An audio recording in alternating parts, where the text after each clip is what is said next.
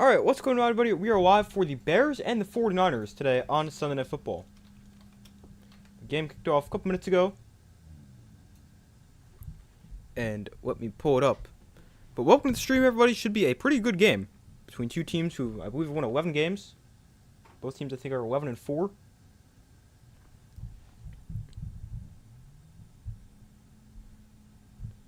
But welcome to the stream, everybody.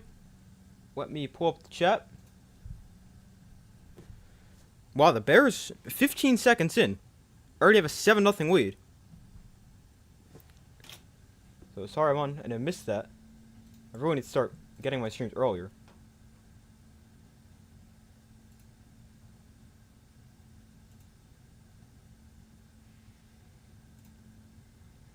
But we're 20 seconds in, Bears lead 7-0. First play is crazy, so I missed one play. And something happened.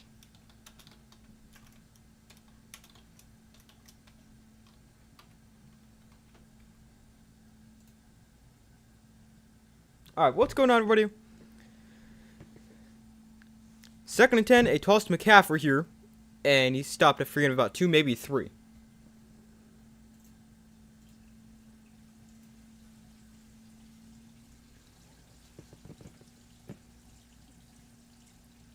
Oh, Brock Purdy threw a pick 6 on the first play. I just saw it right here. That's crazy. But it's a 3rd and 7 here for the 49ers.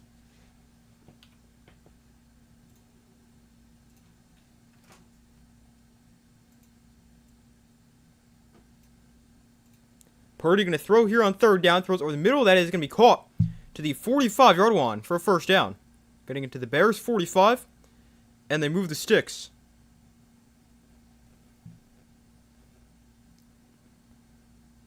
I don't know if they have George Kittle tonight, but there's one of the other tight ends.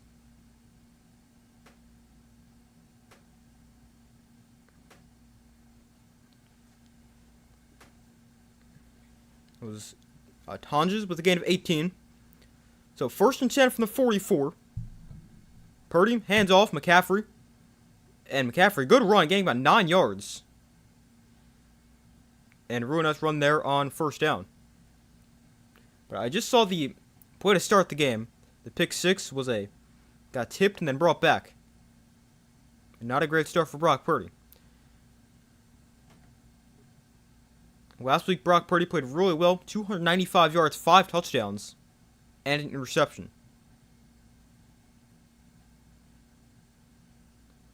So 2nd and short. Purdy under center. McCaffrey is the back from the 35-yard line. Here's a handoff. McCaffrey is going to try to get that first down. He's not going to get much. And yeah, they're going to mark him short. So it stays 3rd and short.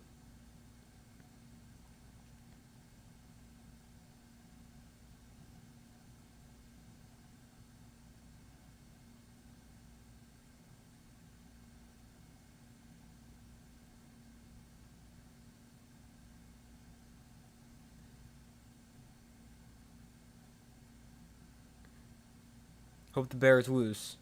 Yeah, I don't really have a preference who wins or loses, but obviously I know you'd like to see the Bears lose, a Packer fan. So 1st and 10. Oh, they actually did move the sticks in that previous play.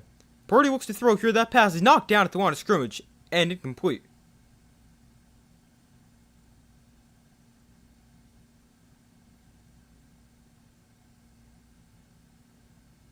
You're on 24-21 49ers. Okay, yeah, I think I also took the 49ers. I think I took them 28-26 or something like that. I'll check in a second. But I'm pretty sure I said something like 28-26 or in that range. So 2nd and 10 here for the 49ers. Purdy, empty backfield. Throws underneath. That pass is going to be caught for a gain of about 7. There's Ted and Tonjes again. It brings up 3rd down.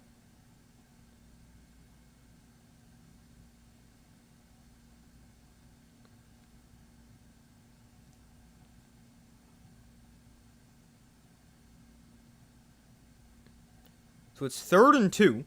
11.5 minutes to go in the first quarter.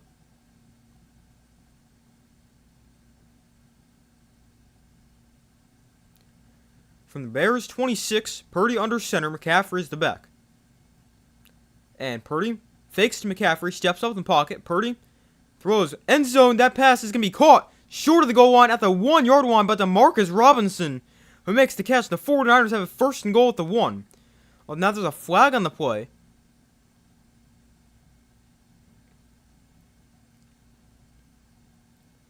And this is a defensive holding call.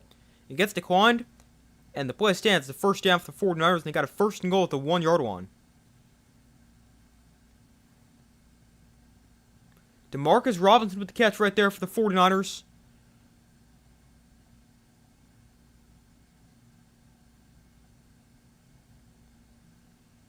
Nice play there on third down. And first and goal, Purdy play action, rolling left, throws back to the end zone, wide open, touchdown. Tonjes with the catch, and the 49ers go right down the field and respond after the pick six. Man, what a drive. They go right down the field. And an extra point away from tying it up. Oh, not what I was trying to do. There we go.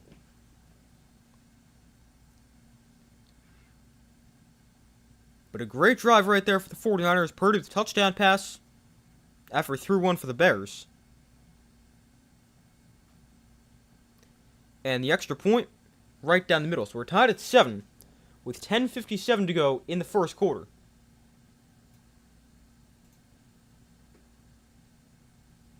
Pretty good start for both teams.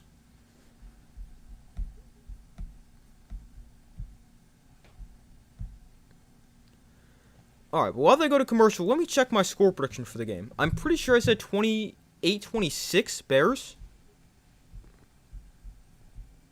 Or, sorry, 28-26 49ers. But I want to check that. Because it's been a while since I made the video. Made that video Wednesday night.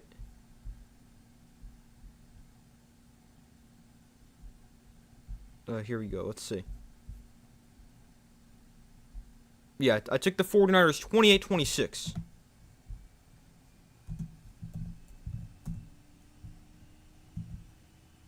Wonder how I'm doing on the week. I looked before, and I was... Oh, what was I? Not great, but not terrible. I don't remember the exact record. Let's see. My record on the week so far is 8-6. It's okay. Let's see. I was 3-2 coming into today. We got the Buccaneers wrong. I thought the Steelers would win, although I had a weird feeling about that game. The Steelers-Browns, and I still picked the Steelers, and they lost. I just knew whichever way I was going to pick that game was going to be wrong. I took the Bills to beat the Eagles. That didn't happen. And I took the Raiders to beat the Giants, and unfortunately that did not happen either. Although I do think there's still a chance the Raiders or the Giants can get the first pick. From what I saw, there is a...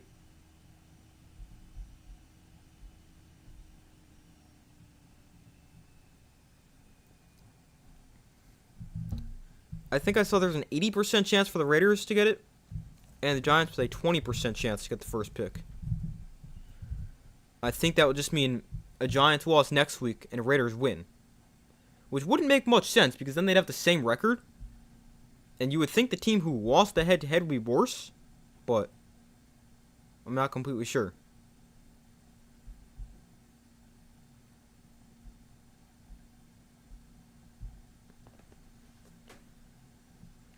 Let me look that up.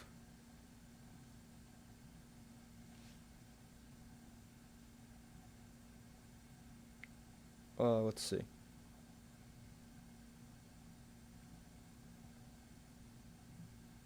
Because I'm pretty sure the Giants and Giants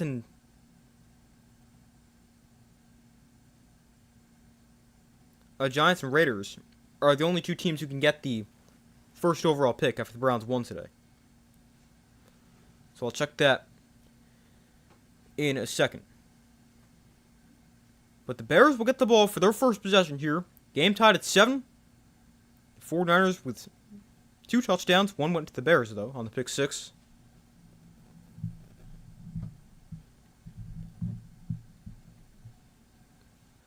So the kick is away and will be brought back from the goal line. Thought about bringing it out for a second, but once he thought about it, it was too late and had to come out.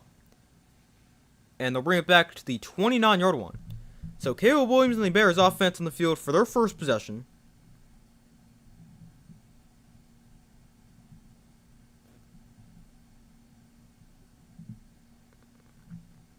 Alright, so let's see. I'm pretty sure.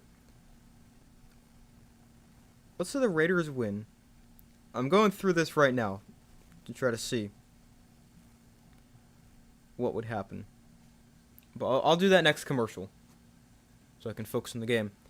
But we got a 1st and 10 here at the 29. Empty backfield for Caleb Williams. We'll look to throw. And throw over the middle for a completion to Cole Kmet for a gain of 7 yards.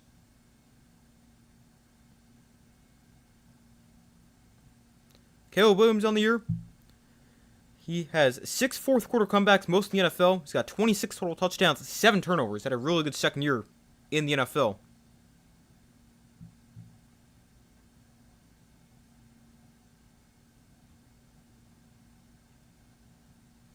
So 2nd and 3. In the pistol here, they bring Kmet in motion. And play action, Williams looks to throw. And he tries to hit Swift in the flat, but it gets knocked down at the line of scrimmage and it's incomplete.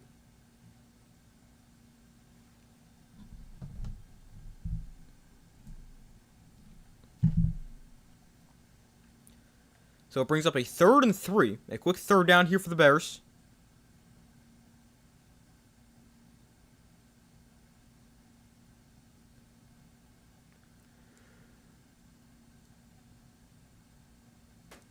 Bears the 6th best 3rd down team in the NFL, converting 43%. They're going to come under center here. They motion Colston Loveland across the formation. And Williams going to look to throw. And he pump fakes, throw to the outside. Now he's going to scramble to his right, direct traffic, and throw to the sideline. And that pass is... Is that picked? There's a flag down. The 49ers reacted like that was picked off. There's going to be a penalty for an ineligible lineman downfield.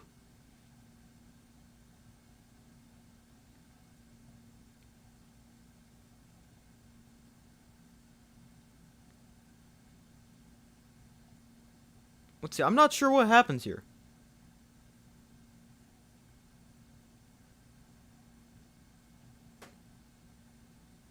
Alright, so now it's incomplete. And it's 4th down. I mean, either way, it's going to be 49ers football, but it just depends where. Obviously, a big difference between a punt and a interception at that point.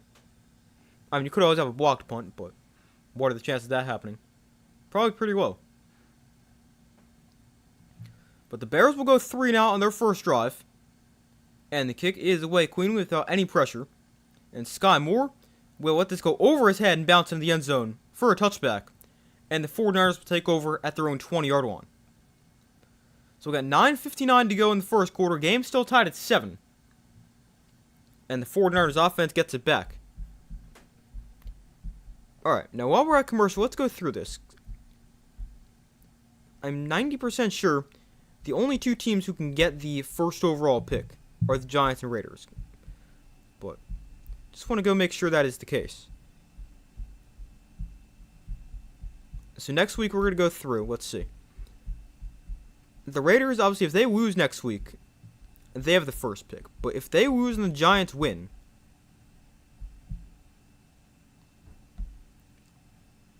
Sorry. I messed that up. If the Raiders win and the Giants lose, I think the Giants could get back to number 1. Now, that doesn't really make much sense because if the first pick's supposed to go to the worst team and the Giants beat the Raiders, clearly the Raiders are the worst team. But I don't know if they factor that in or what happens.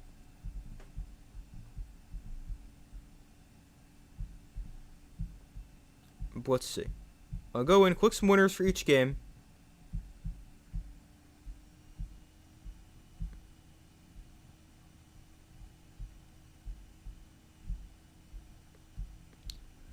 Alright. So. No, here it says the Raiders would still have the first pick.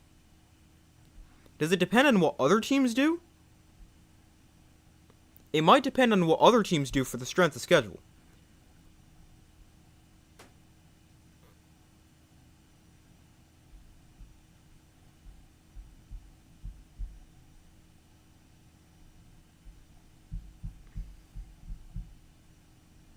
Oh, okay, I found something.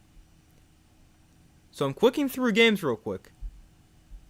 So, strength of schedule must be the first tiebreaker, because I'm clicking through, and if both teams are 3-14, but I found a game where if the Saints beat the Falcons, the Raiders get the first pick, but if the Falcons beat the Saints, the Giants get the first pick, because it impacts the strength of schedule. So that's going to be very interesting to watch next week.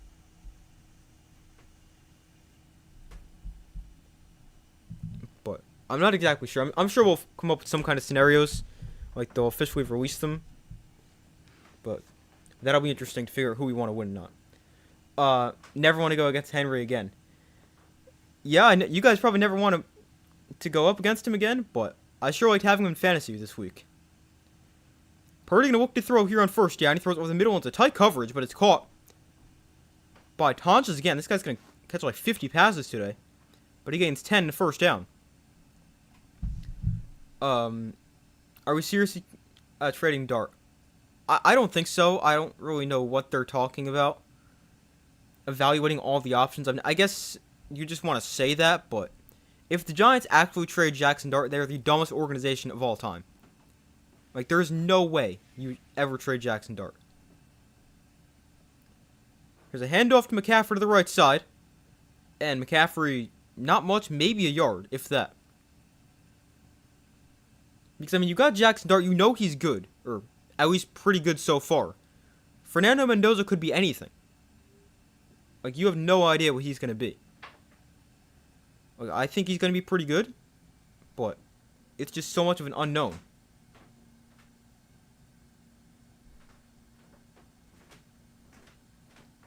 Yeah, he'll probably end up with the Raiders, but, I mean, you never know. Anything could happen.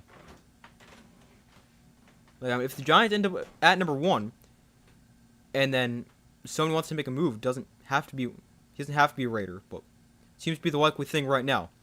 Purdy to throw on 2nd and 10, avoids a sack, and then he'll scramble here, and dive ahead for gain about 4 yards.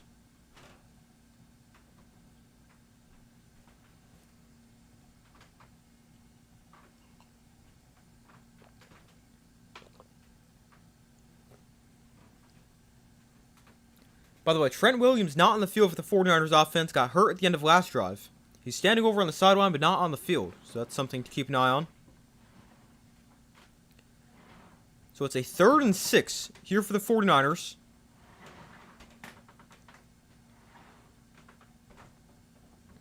Purdy in shotgun, back to his left. Purdy gonna look to throw.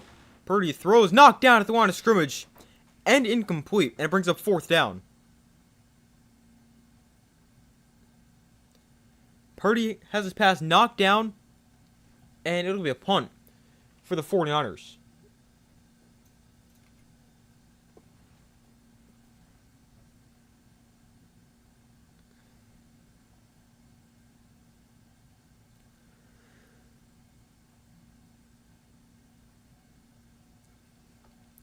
So Morstead on to punt. And, oh, wait a minute. This is the first 49ers punt in like 3 games.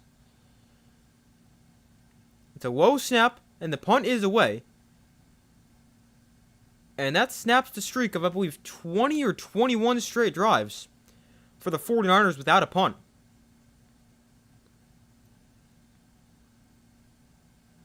But they punted away. The Bears get it back with 7:44 to go in the first quarter. But for the 49ers right there, it's their first punt since the game against the Browns, which was like a month ago.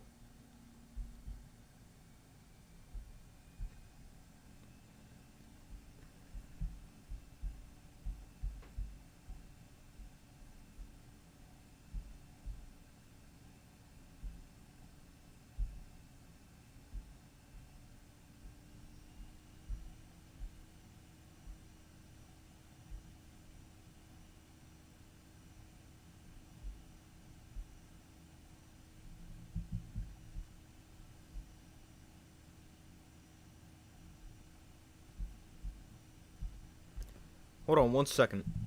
I'm trying to see if I can find the first overall pick scenarios for next week. Because assuming if the Raiders win or lose next week, they've obviously got the first pick. But if they beat the Chiefs, which is a possibility because obviously the Chiefs don't look very good.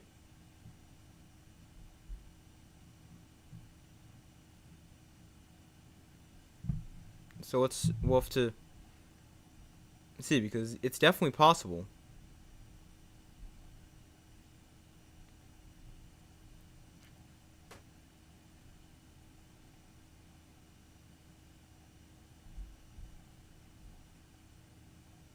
Alright, so I pulled up an article, but this is not updated. That does not work.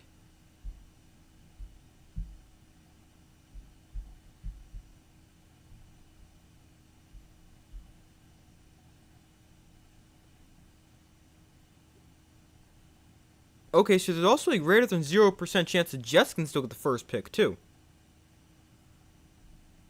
Not very likely, but looks like there is a slight chance.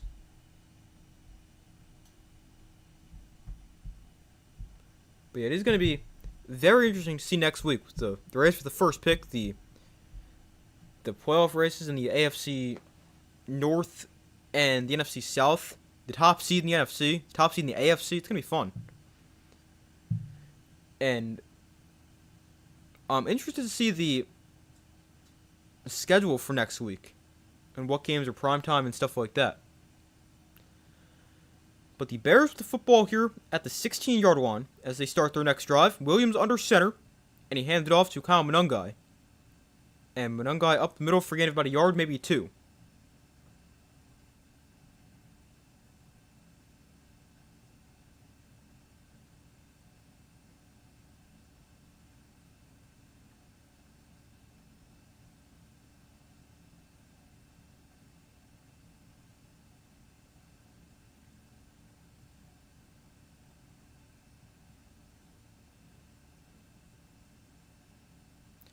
So 2nd down and 8. Williams under center from the 18-yard line. Monangai is the back. And Williams hands off. Monangai cuts up the middle. And he gains 3, maybe 4 on the play.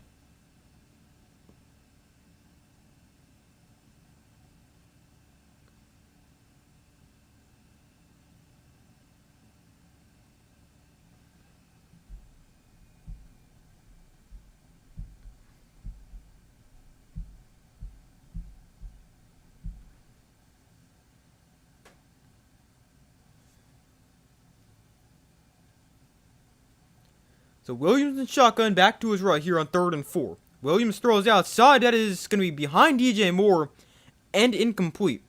Throwing a little bit behind him. He throws that out in front. It's probably called for a first down. But a little bit of an inaccurate throw right there for Caleb Williams. And the 49ers are going to force back-to-back 3-and-outs.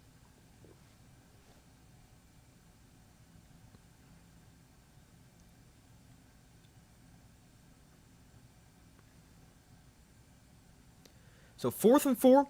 Taylor runs punted away again. 6:24 to go in the first quarter. So the punt is away.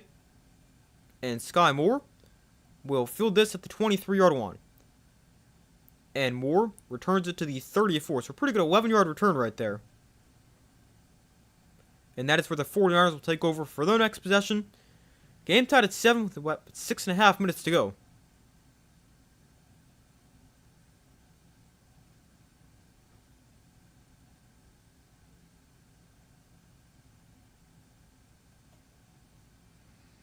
Christian McCaffrey, one of 3 players in NFL history to have at least 1,000 rushing yards and receiving yards in the same season.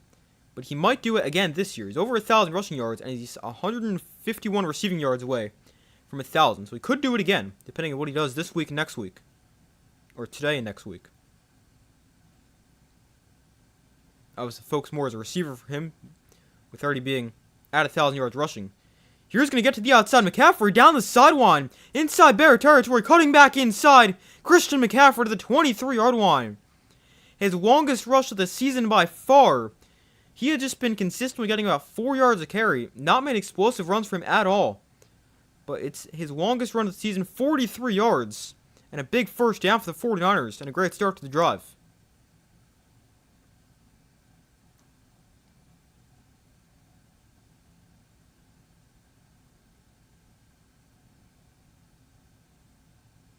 The 49ers ran the ball really well last week against a pretty good run defense, and have a great run right here for Christian McCaffrey.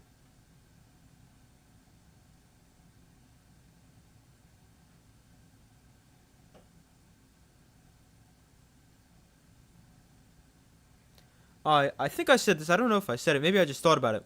When I was making my power rankings video earlier in the week, if they can get the run game going for the 49ers, this offense could be really good. Because they're already scoring points, and they're really not running the ball too effectively. But if they can get this run game going and start to get some explosive plays on the ground like that, they could be a really dangerous offense.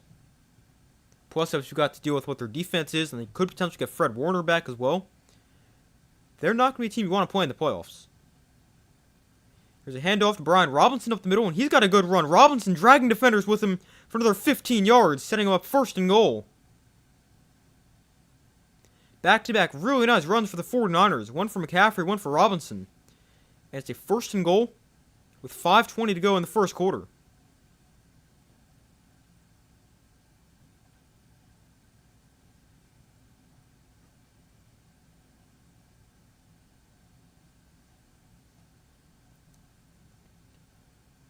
They've gone 56 yards in 2 plays.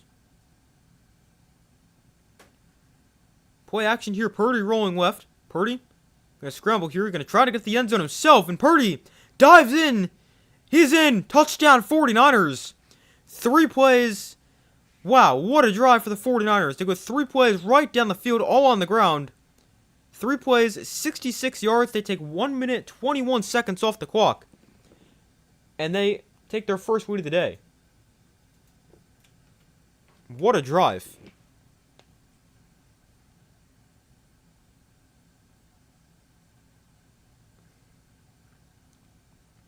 Purdy with the rushing touchdown. And the 49ers take their first lead.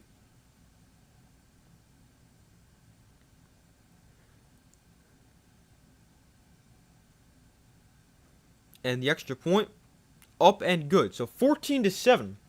The 49ers lead the Bears. After a 3-play, 66-yard drive. All on the ground. Puts them in front.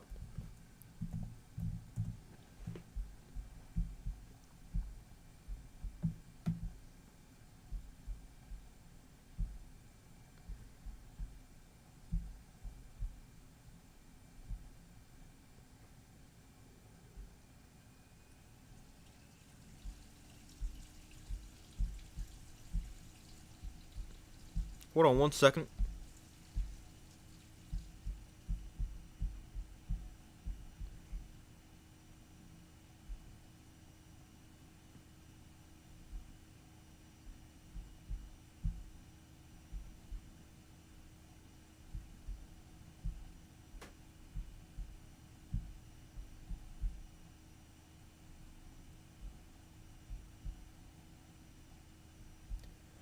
But we wait for them to come back from commercial. Bears will get it back. Their offense has not done much.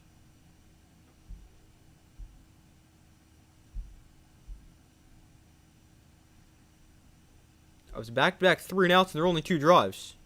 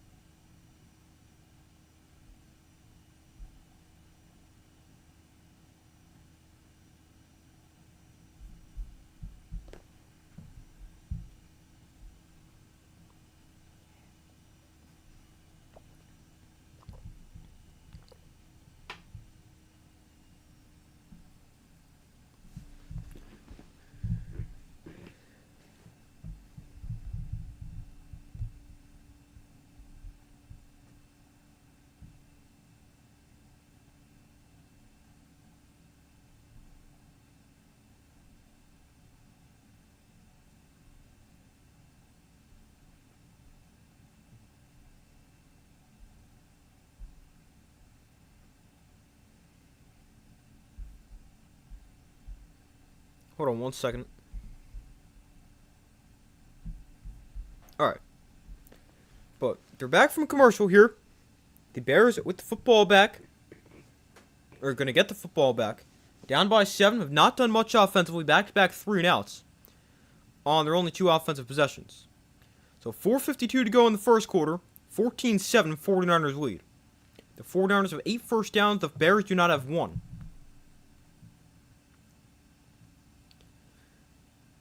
So the 49ers set to kick it off.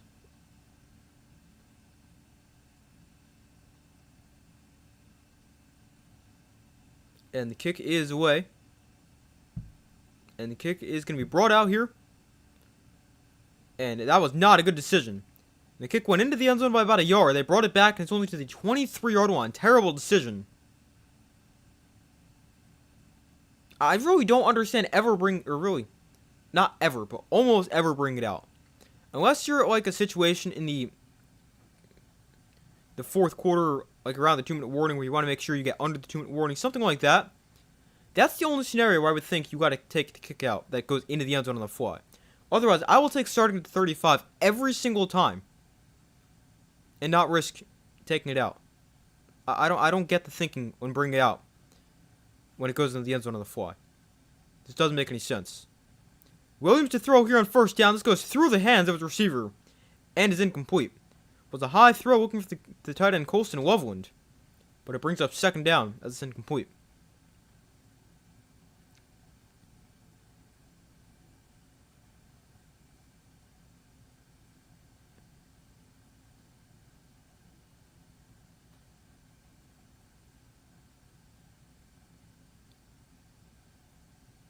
The pass actually got tipped. Didn't go through his hands.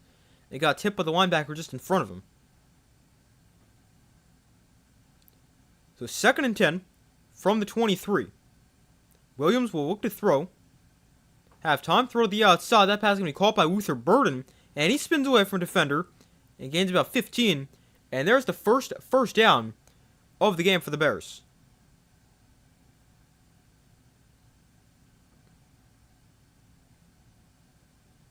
Luther Burden, the rookie from Missouri, with a 2nd-round pick. Really good at the ball in his hands. On season, got 490 yards and a touchdown on 37 catches. Williams under center. DeAndre Swift is the back from the 33, and will hand it off to Swift to the right side. And DeAndre Swift gets a block, and he gains 8 yards, nice first down run. And it sets him up with 2nd and short.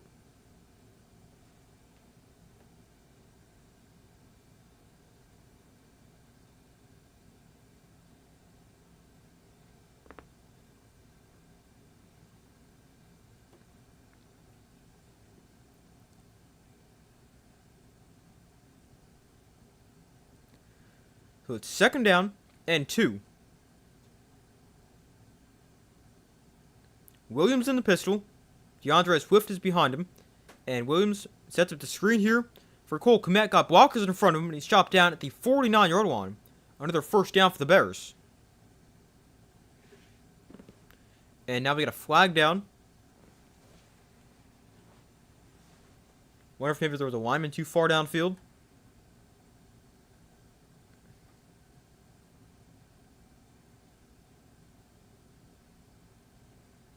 No, we actually got a personal foul. Illegal block against the waist. Against the 49er defender.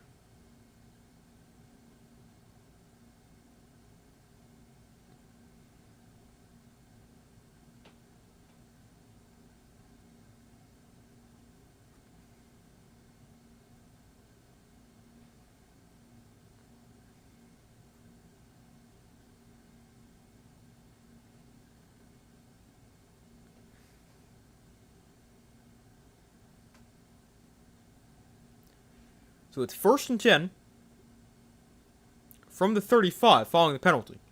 Williams looks to throw. Williams gets pressure. Lets one go deep downfield. End zone caught. Touchdown Bears. Luther Burden with his 2nd touchdown of the year. What a throw for Caleb Williams and a big play for the Bears. And they tie it up. Or are about to tie it up at 14. They go 5 plays, 77 yards, take just under 2 minutes off the clock. And it's about to be 14-14. Still in the first quarter. Man, this game looks like it's going to be a fun one.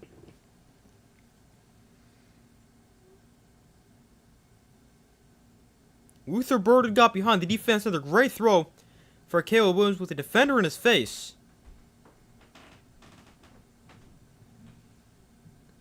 Really nice throw.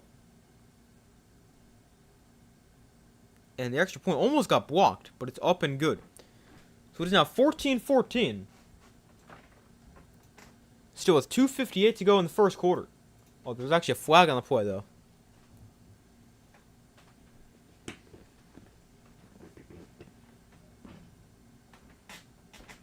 Okay, a personal foul.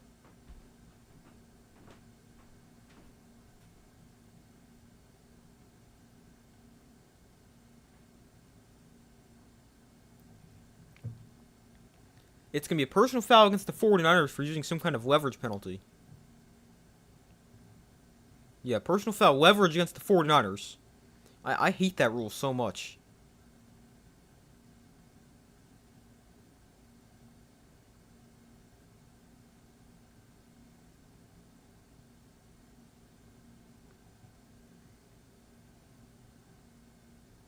That happens every single time. Like, that is the dumbest rule. Or maybe not the dumbest rule, because there's a lot of dumb rules the NFL has. But it's one of the dumbest rules. Like, there's no sense. It doesn't make any sense. Like, there's no reason for that to be a penalty.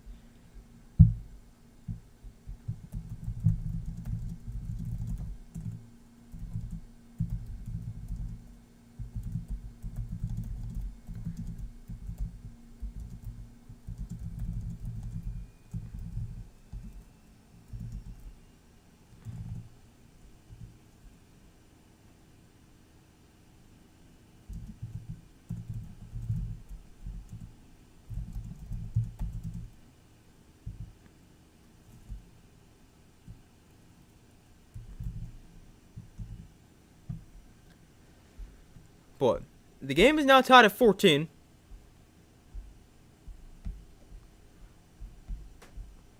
We still got 3 minutes left in the first quarter.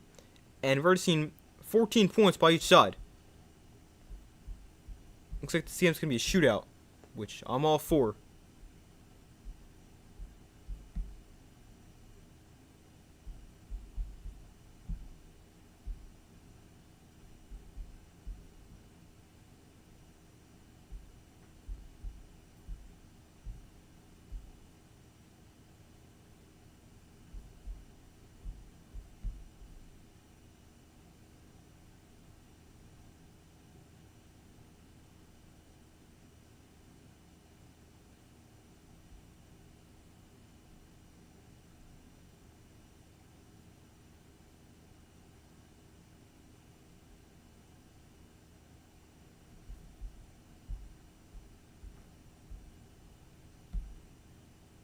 Hold on 1 second.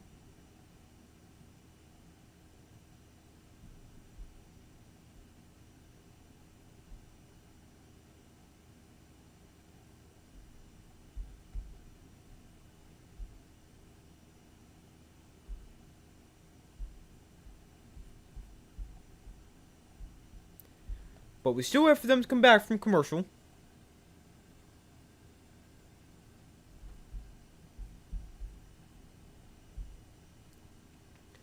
The Bears going to kick off from midfield after the penalty on the extra point.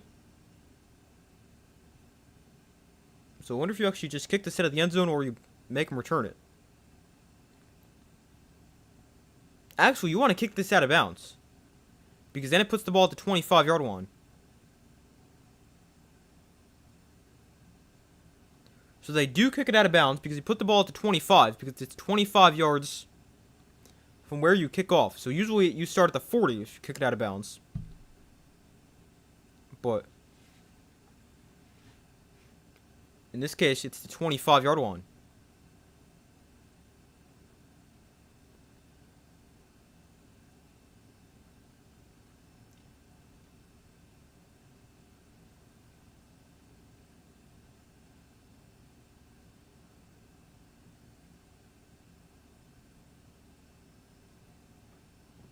Brock Purdy today, 5 of 9, 63 yards, a touchdown, and an interception. Purdy going to look to throw here on first down, and he throws the flat that is dropped by Pearsall and incomplete. So it brings up 2nd and 10. We got 2:54 to go in the first quarter.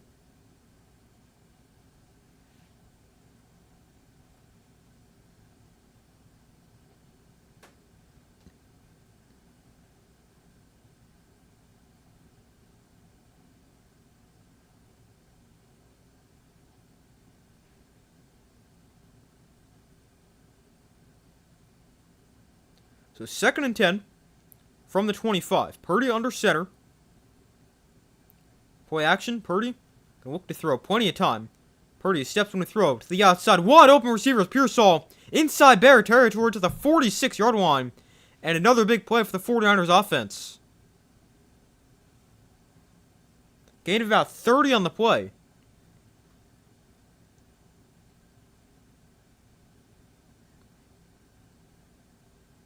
Pearsall wide open along the sideline. Oh, what a route for Ricky Pearsall. The defender ends up on the ground.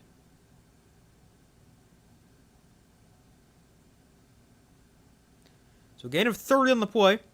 And from there's 45, a handoff to McCaffrey up the middle for a gain of about 6.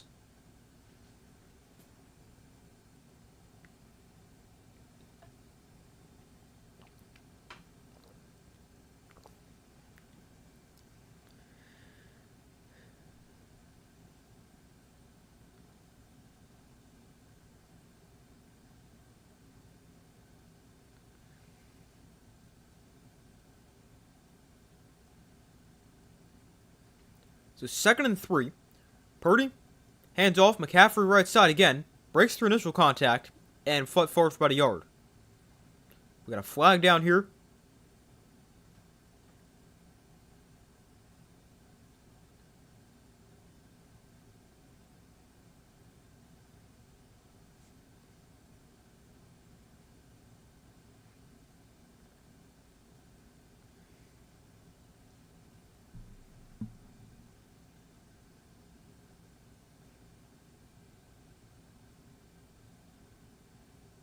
Alright, so actually is no penalty in the play. So it is still 2nd down.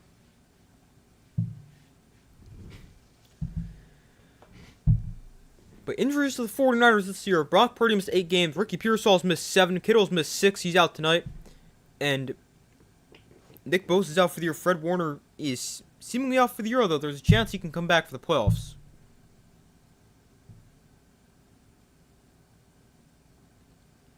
Here's Purdy in the option, going to keep it to the right side, and he'll dive ahead for a gain of 3 and a first down.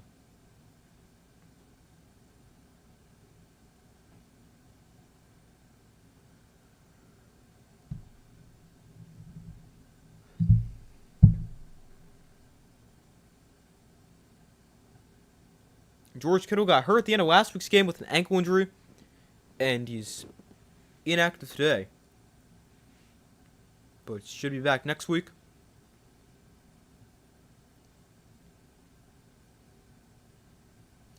Here's a toss to McCaffrey to the left side. And taking down behind the line of scrimmage for a loss of a yard. This brings up 2nd and 11. And looks like that should take us to the second quarter. The 49ers don't have to run another play. But they obviously could. They got 20 seconds. They're at the line of scrimmage here already, so it looks like they might run another play.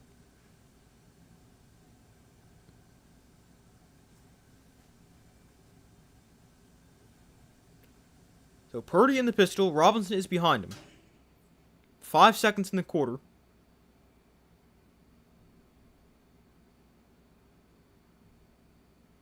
And yeah, they'll just take this to the second quarter. So 14-14 at the end of 1. A very entertaining first quarter. And the 49ers with the football to start the second quarter.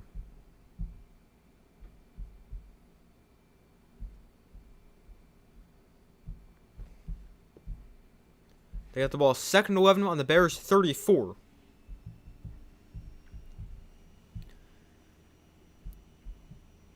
49ers with 187 yards in the first quarter. Brock Purdy threw for 93, McCaffrey ran for 61. 187 first half yards. Bears have 75. Sorry, first quarter yards, not even first half. I mean, that would be good for the first half, but first quarter is insane.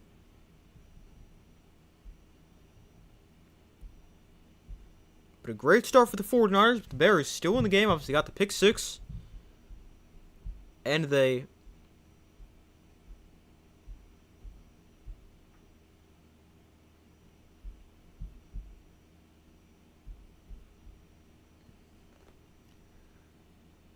they also had that nice touchdown drive.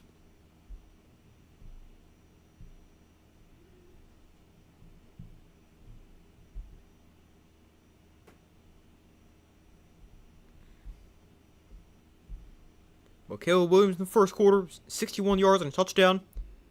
Luther Burden, 2 catches, 45 yards and a touchdown.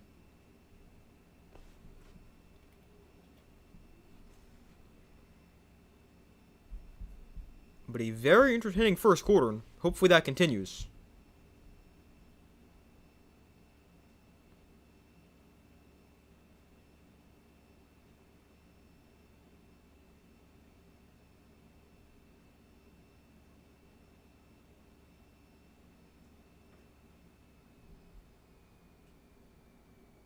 Been a good quarter, yeah, sure has.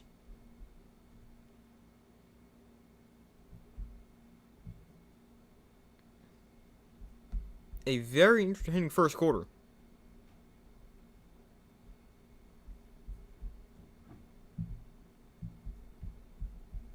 Hopefully it continues, but I mean, you can't really expect it to be quite as entertaining as that first quarter.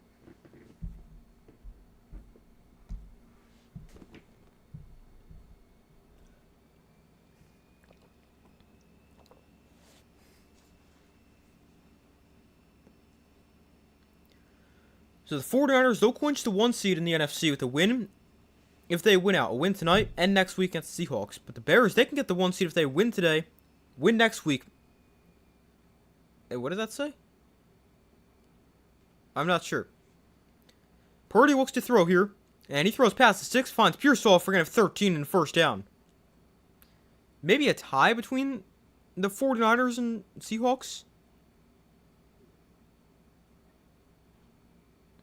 I'm not sure what that said, because it's not like that's the only thing that makes sense, because if the Seahawks win next week, they have the 1 seed.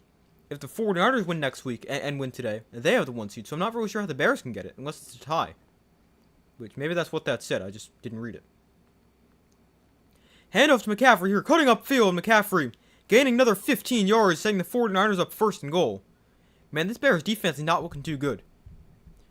That's well over 200 yards here in the first quarter for the 49ers. Christian McCaffrey's already run for 77. Brock Purdy well over 100. Really nice blocking up front.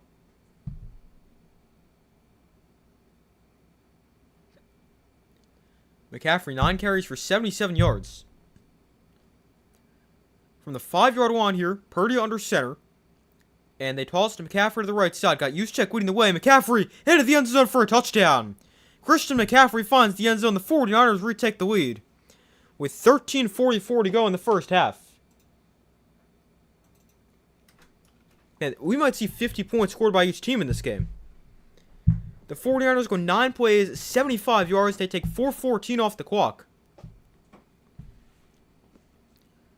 Another great drive. They got Juszczyk leading the way. He gets a nice block on the outside. And then McCaffrey easily into the end zone. And here is the extra point. And it is up and good. So 21-14. We've seen 35 combined points in the first 17 minutes of this game. We're seeing about 2 points per minute. That's pretty good. It's a very similar start to what we saw last week with the 49ers when they played the Colts. Both teams, a ton of points early. That game might have also been 14-14 at the end of the first quarter. Alright, so that game was actually 14-7 at the end of the first quarter. But then the Colts scored quickly in the second quarter. And that game was 21-14 with 9:36 to go in the second quarter. So pretty similar. Here we've got about 13 minutes.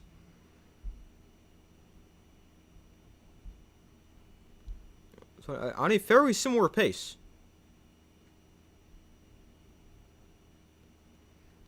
Obviously, last week the 49ers ended up winning 48-27. And right now they're up by 7, obviously.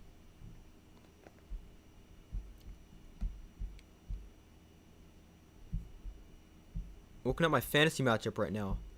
I'm not so sure about it. I was thinking I was in a really good spot. I got a huge game from Derrick Henry yesterday. 45 points. But he's really the only one who did anything. Like, Mike Evans was okay, scoring 12. T. Higgins scored 9. Like, I don't really have much. I do have Kyle Pitts playing tomorrow, but my opponent's also got Bijan Robinson, and I'm up by 5. So I'm not really sure if I'm going to win or not. Right now, they're giving me a 39% chance.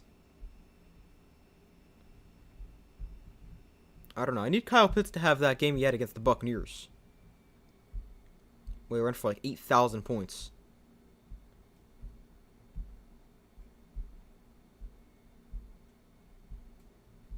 Right now, I'm up by 5. I'm up 255. Really, I'm up by 6. 255.96 to 250.02. But yeah, that'll be an interesting one to watch tomorrow. The game might not be so great because obviously the Rams are great, Falcons not so much, but I will be very interested in that game to see how my fantasy matchup ends up playing out. And to see if I'll be a fantasy football champion this year. I'll obviously be streaming that game as usual.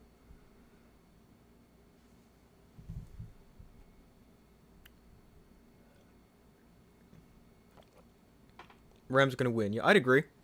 I took them fairly convincingly. I forget the exact score. Maybe 31-14. Something like that. Yeah, I think they got that pretty easily.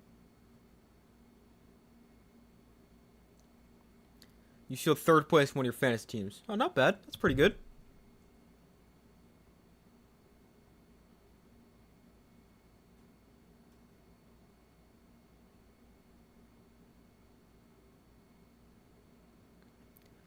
Well, we got 13:44 to go in the first half.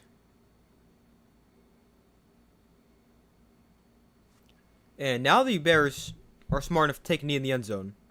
And this time it'll come out to the 35.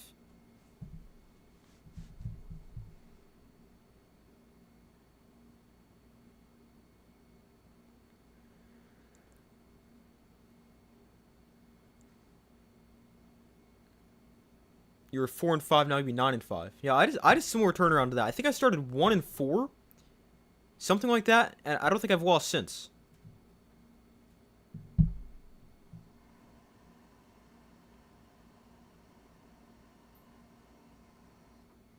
But that's a pretty impressive turnaround.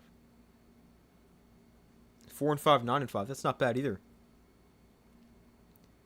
Here's a handoff. Monungai to the right side. Monungai breaking free. Kyle Monungai into the secondary.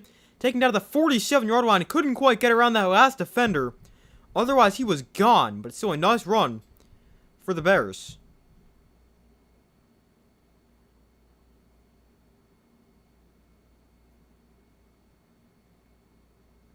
Monungai had a lot of space. And if he can get past that safety, he is gone. But a touchdown saving tackle made right there by the 49er safety. I don't know who that is, but big play. Play action here. Williams looks to throw. Throws Monungai in the flat. And he makes one guy miss. Breaks another tackle and gains another 10 yards. And another Bears first down.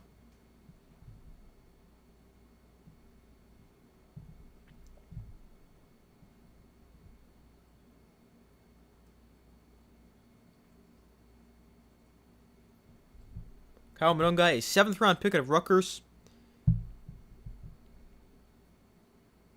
And this year he's run for 755 yards and 5 touchdowns.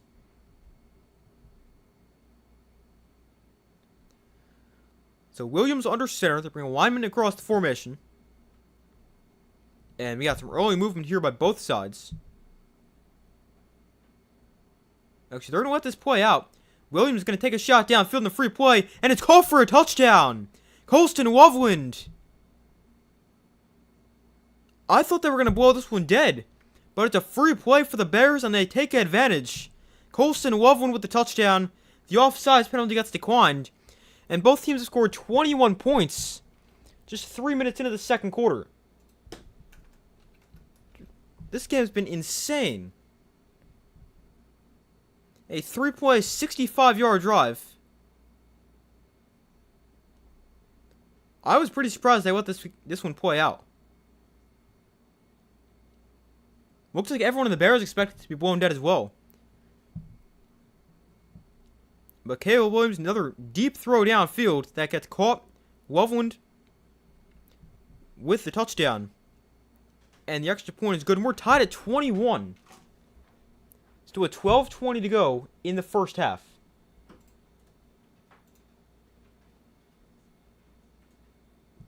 And I thought our defense was bad. Yeah, really. I mean, neither defense looks good. Both offenses playing really well.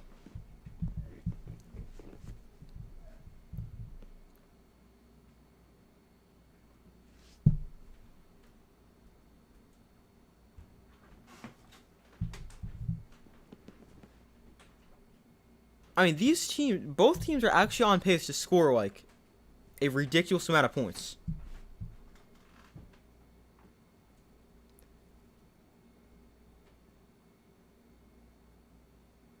So let's see. We've seen 21 scored in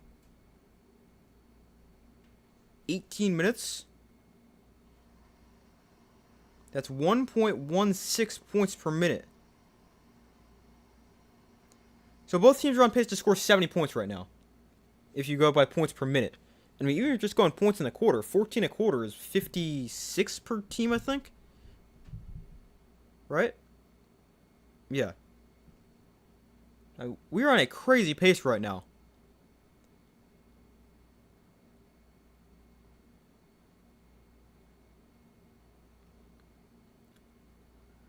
But the 49ers will get it back. A line drive kickoff is fielded by Sky Moore at the 6-yard line. And Moore runs from his own teammate.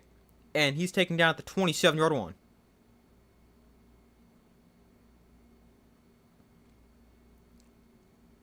So Purdy and the offense back on the field for the 49ers. Brock Purdy, 106 yards, touchdown. 2 touchdowns. 1 passing, 1 rushing, and an interception. And Caleb Williams has 108 yards and 2 touchdowns. The last 4 drives, we've seen 4 touchdowns between the two teams. Both teams averaging at least 8.5 yards per play. 49ers 8.5, Bears at 10. And here's a handoff to McCaffrey up the middle. And McCaffrey picks up about 4.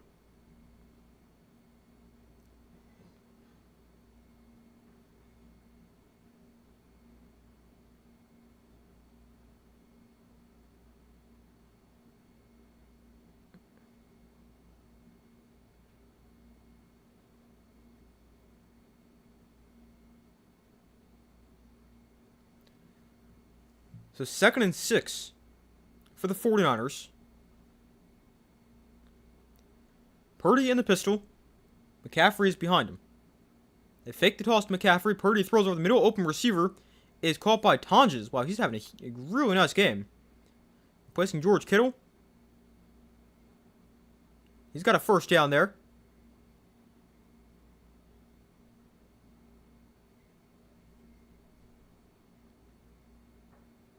Nice catch right there, and a sinking throw there for Brock Purdy.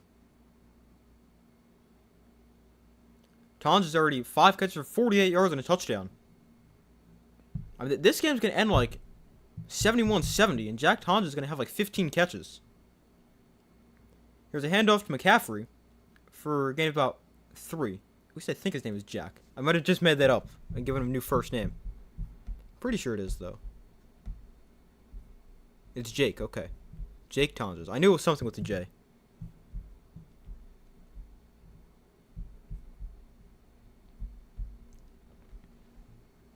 So it's Jake Tonjes. But whatever his name is, having a really nice game. So a 2nd and 7 here from the 45-yard line. Purdy under center. McCaffrey is the back. They flip it to Sky Moore on the end around.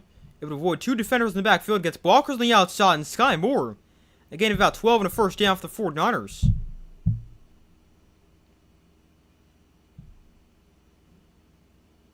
As we approach 10 minutes to go here in the first half.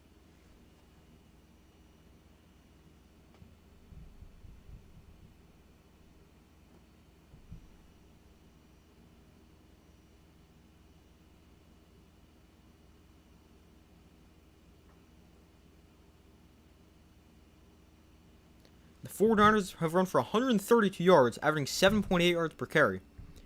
Purdy to throw here, rolling right. Purdy gets pressured and sacked. Got sacked from behind. The guy beats the left tackle, comes all the way around. Did a lot of running to take Purdy down right there. And it brings up second down.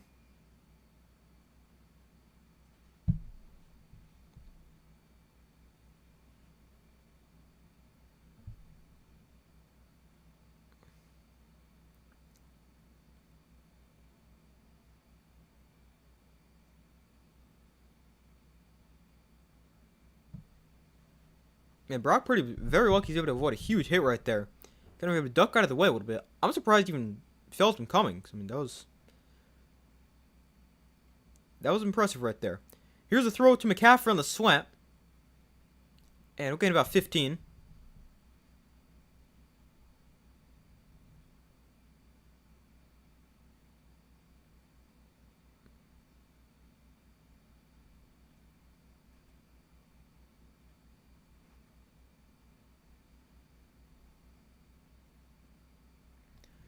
But they got the sack yardage back on that pass play. Brings up third and pretty short right here. Third and about 2 or 3.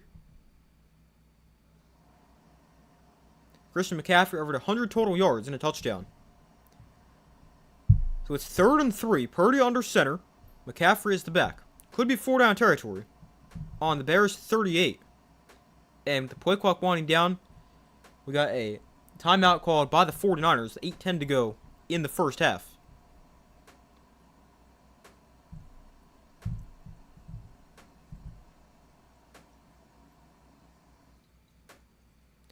So it's the first timeout spent by either side in this first half.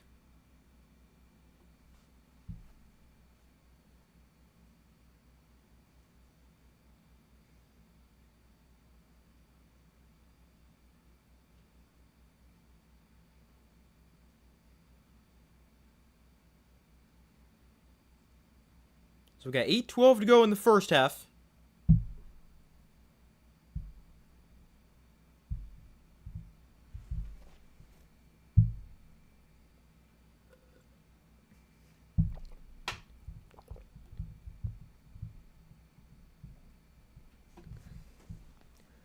So 3rd and 3. Purdy will look to throw.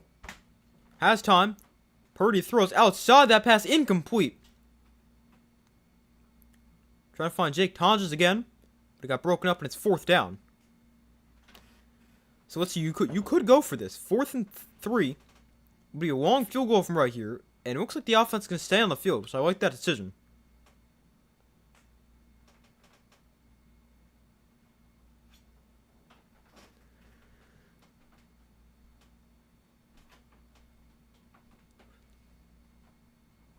So it's 4th and 3 from the 38-yard line. They will keep the offense out there. Purdy in shotgun, McCaffrey to his right. Purdy going to look to throw. Throw over the middle of that pass. Call for a first down. To the 25-yard line, Ricky Pearsall makes the play. And they convert on 4th down. 7:55 to go in the first half. Game's still tied at 21. I mean, with the way this game has been going, I'm kind of surprised no one scored again yet.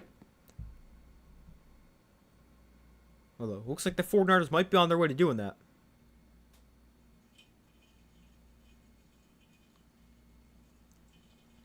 So Purdy under center, hands off to McCaffrey to the right side, and McCaffrey a pretty solid run, about 4 yards.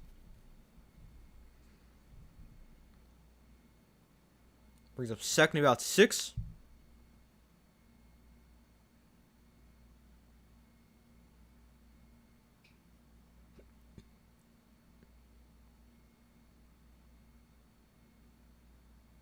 So we reach 7 minutes to go in the first half. 49ers definitely slowing things down a little bit here in the on this drive. They go to the ground here with Brian Robinson, and Robinson another 3, maybe 4 yards. Brings up third down. I just thought of this. I don't know how I just realized this now, but the way the Bears get the number 1 seed, we saw them put the graphic up like a while ago now. But the way the Bears can get the top seed in the NFC is if they win tonight, then the 49ers would be, or probably can't get it. And then the Bears would need the 49ers to win next week because they would have to head-to-head tiebreaker over the 49ers. And that's how that would work, I'm pretty sure. Here's a handoff. McCaffrey, he flies through defenders and has a first down. Now the 9-yard one, and another first and goal for the 49ers. But yeah, I think that's how the Bears can get the top seed. I don't know how I didn't realize that before.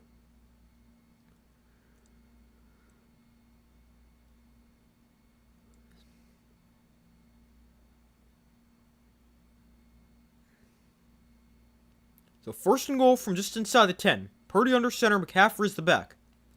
Here's a toss to McCaffrey to the right side, makes the guy miss in the backfield, and then gets dropped for a loss, about a yard or two.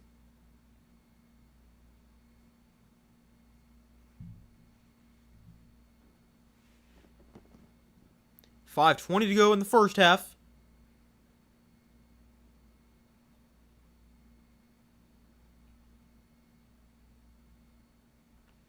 Well, they just said this stat. Right now, the 49ers are on pace for 600 yards of offense. That's crazy. We got 5 minutes left in the first half. Purdy in shotgun back to his right. Purdy looks to throw. Throws outside. Is caught by Juwan Jennings for a gain about 4. But it still brings up third and goal from the 7.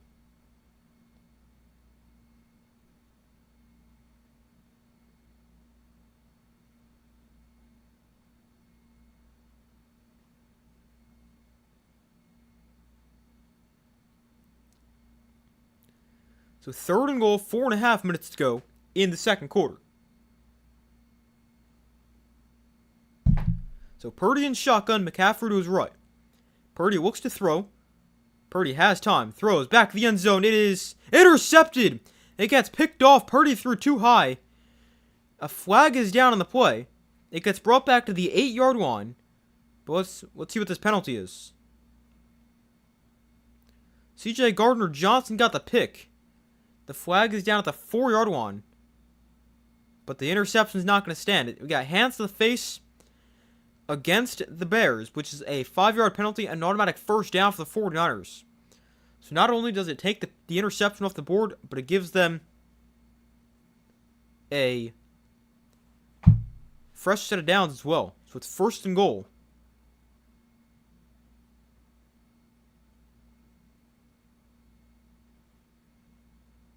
The penalty ends up being against TJ Gardner-Johnson.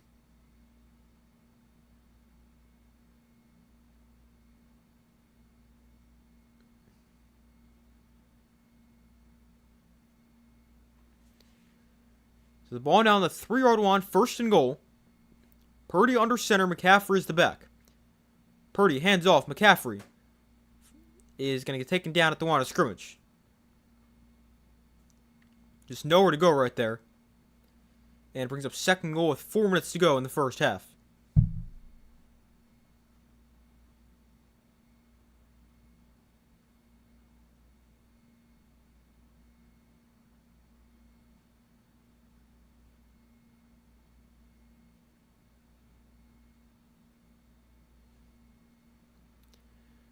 The 49ers had the ball for 20 minutes and 19 seconds. The Bears had it for 5, yet were somehow tied at 21. And the 49ers have run 40 plays compared to the Bears' 14.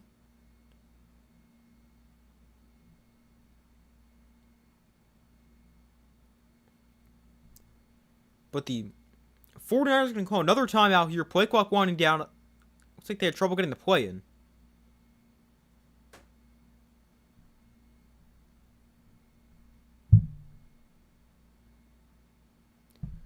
So they've got one timeout. The Bears still with all 3.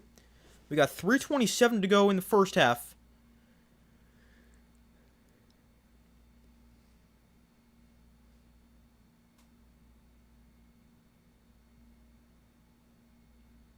McCaffrey's already run it 16 times for 98 yards and a touchdown. Well, that's like somebody's stats for an entire game, and he's done it in the first half. We saw Derrick Henry run the ball 36 times last night. I doubt the 49ers will do the same thing with McCaffrey, but he's on a crazy pace. But second and goal here. Purdy in shotgun back to his left. Here's a option for Purdy. Going to keep it. Purdy runs it in for his second score. Brock Purdy with his third total touchdown. His second one on the ground. And the 49ers retake the lead. They're about to go up 28-21 with 3:23 to go in the first half. That drive, the longest drive of the day in terms of plays and time. The 49ers slow the pace down a little bit.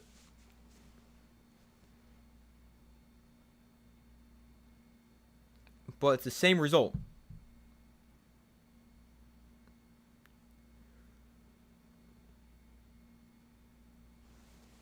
Extra point is good. And it's 28-21 still in the first half. This game's insane.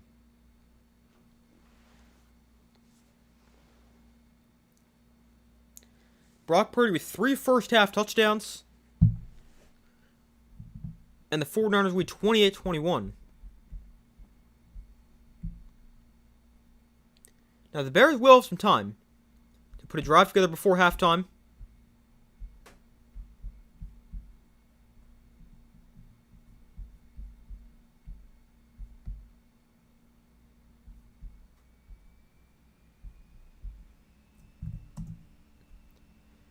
The Bears got 3:23 and all 3 timeouts, so plenty of time to do something before halftime. Plus, they get the ball to start the second half. So, I mean, realistically, they can go up 35-28 without the 49ers getting much of a chance to touch the ball.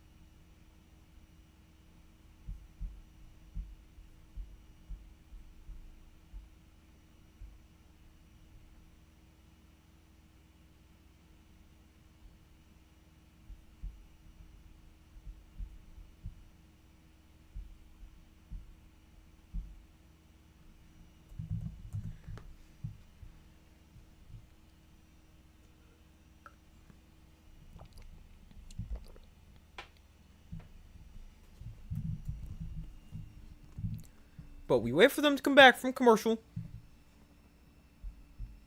The Bears will get it back. And with how quickly they've been scoring, they'll probably score in about 30 seconds and give the 49ers the ball right back.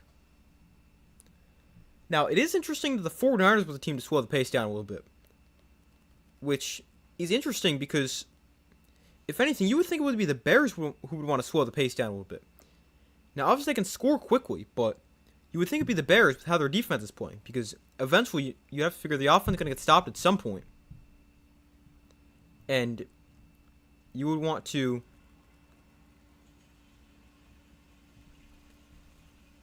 be able to slow the pace down a little bit and give your offense a better chance of keeping up, because, I mean, asking the offense just go out and score touchdowns every single possession is, I mean, it is doable, but it's a little crazy. But the kickoff is away, brought back from just in front of the goal line. Devin Duvernay on the return, crosses to 30. Duvernay out of bounds to 31. Flag is down.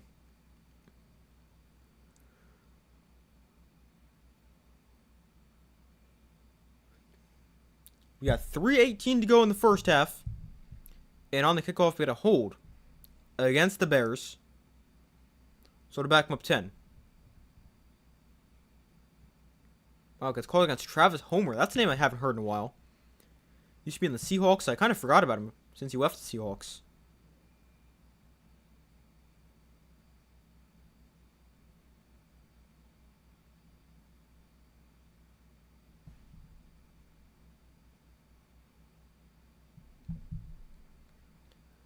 But a first down here for the Bears from the 20-yard line. Williams gets pressured, rolling right, on the run. Caleb's just going to keep it himself. He's out of bounds for a gain of 3.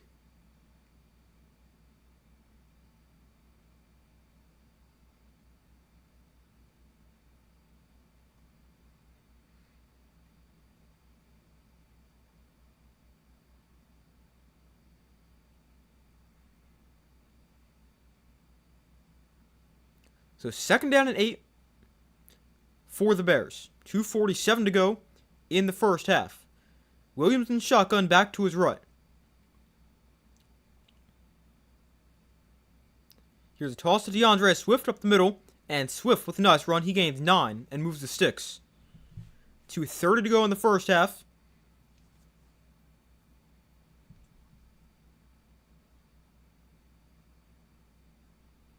They don't have to run another play before the 2-minute warning.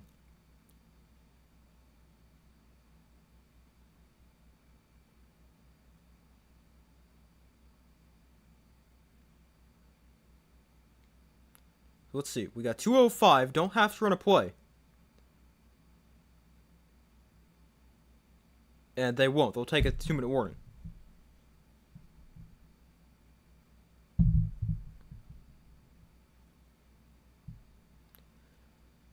But we got 2 minutes left until halftime. 28-21. The 49ers lead. But the Bears with a really good opportunity right here. They have the ball now. 3 timeouts. They get the ball after halftime as well. So they're in a really good spot to, at the very least, tie the game. Or make it a 1-point game. But they're in a good spot.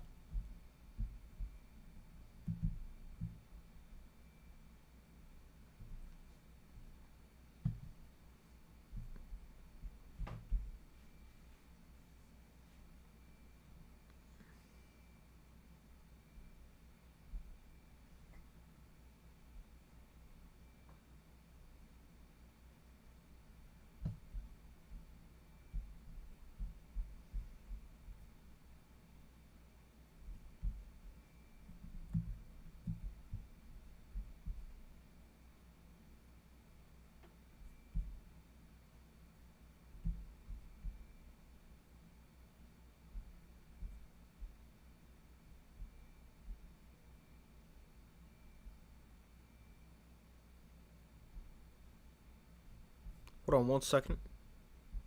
Just checking something real quick.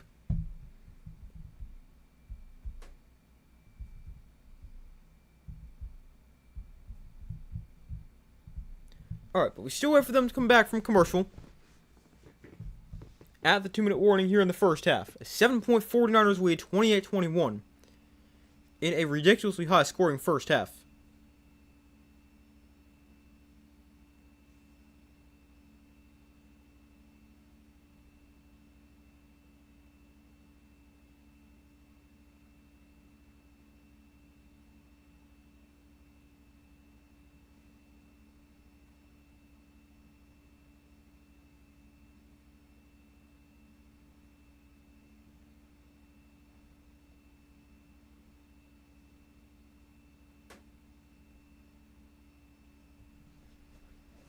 Alright, so they're back from commercial. Let's see what the Bears can do here.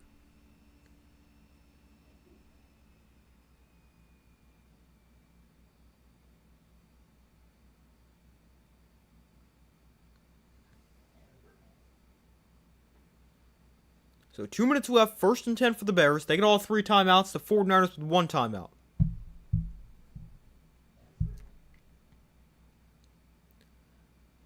So Williams in the pistol. DeAndre Swift is behind him from their own 31.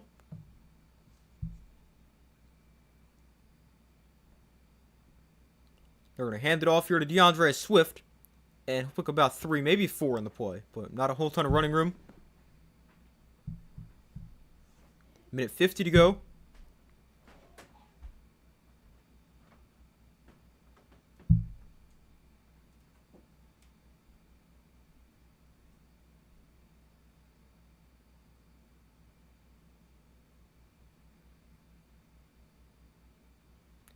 So 2nd and 7.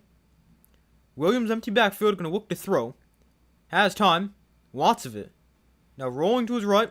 Throwing on the run. Throw it away. Loveland was open, but just an inaccurate throw right there.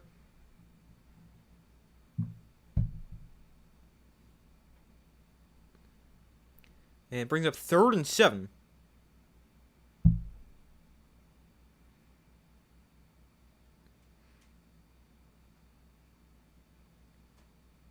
Like, this is a throw right that probably should be made.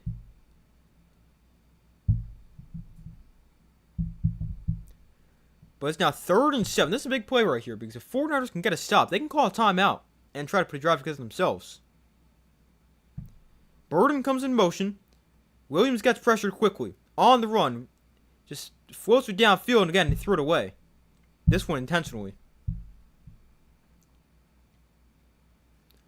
So it's 4th and 7. The clock is now stopped with 1:15 to go. If you're Caleb Williams right there, it probably would have been better to take a sack. Because at that point, you're forcing the 49ers to either call their final timeout and try to do whatever they want to do with no timeouts, or you're forcing them to let the clock run down and have less time and one timeout. But now the incompletion stops the clock at 1:15, and the 49ers still have their timeout. But the punt is away, and it's a great kick. Drives Sky Moore back to the 9-yard line. It's hit right there when he catches it. And the 49ers will have a long way to go if they're going to try to get points before halftime. They have 1:06 and a timeout to work with. But they're going to be backed up deep inside their own territory. At their own 9-yard line. That was a great punt. 57-yard punt. No gain on the return. So the 49ers will start on their own 9-yard line. And we'll see how aggressive they want to get here before halftime. I wonder if them having bad starting field position could impact anything. Because, I mean, if you're starting at your own 25, as opposed to your own 9, you're probably going to call things a lot differently.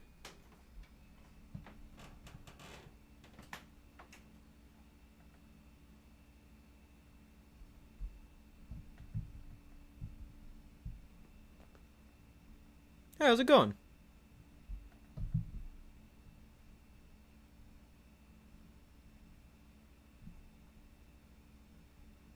This is your worst picking week ever. Why? What's your record? I haven't been great this week, but I also haven't been terrible. I think I'm 8-6.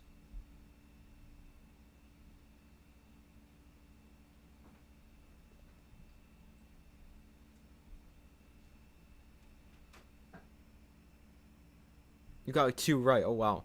That's not great.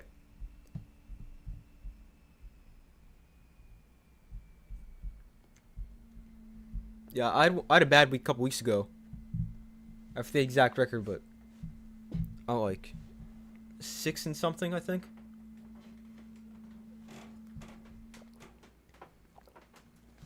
I forget the exact record.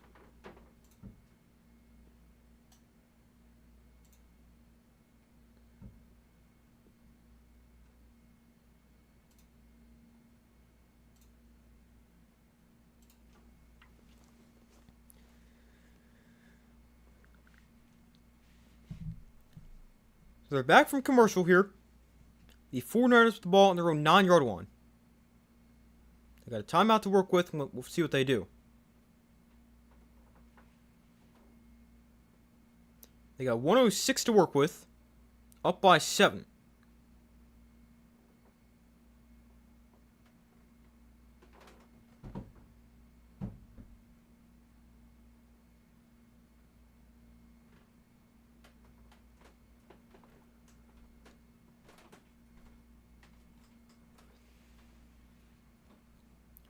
So 1st and 10 here from the 9-yard line. Purdy going to look to throw. So they'll get aggressive. Purdy gets pressure, though, from his end zone. Going to scramble here. And Purdy going to keep himself and he's dragged down. After getting about 3. 57 seconds. Clock is stopped here. The Bears actually call a timeout. So the Bears actually getting really aggressive right here. Which I do understand it because the 49ers backed up deep inside their own territory. If you can force a quick 3-and-out, get the ball back in good field position, makes sense. So it's the Bears who call a timeout. You're a Giants fan. Are you happy with Jackson Dart? I'm very happy with the way he played. I wish the Giants lost today and got that first pick, but I mean Jackson Dart looked good. They finally let him play his game and stop trying to prevent him from scrambling and stuff like that. And I'm very happy with the way he played. And of course, the one game the Giants actually looked good. It's the game you want them to lose. Although if they lost, it probably means Jackson Dart didn't play that well, and then you got to worry about them trying to. You got to worry about people convincing them they're going to take Fernando Mendoza. But I'm pretty. Some good, some bad with the Giants. Handoff here to McCaffrey up the middle. Gain of about 6. And we got another timeout called by the Bears. So that leaves each team with 1 timeout remaining.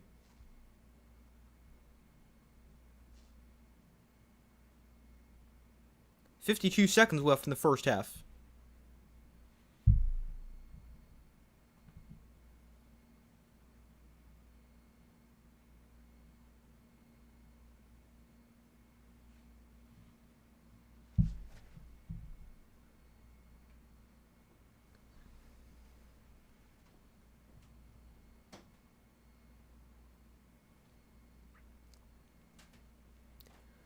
So 3rd and short right here for the 49ers. 3rd and 2.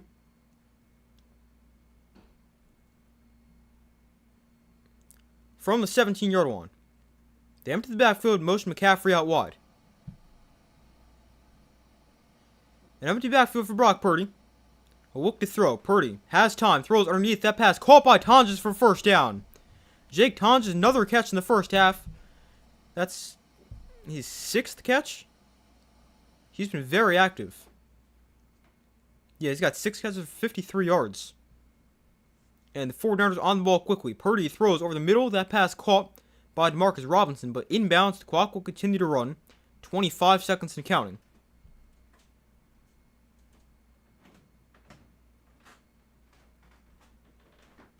Purdy looks to throw here, plenty of time.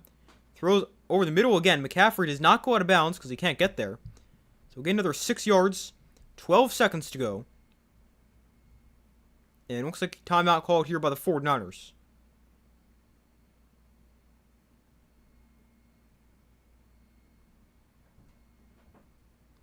So the 49ers called their 3rd and final timeout.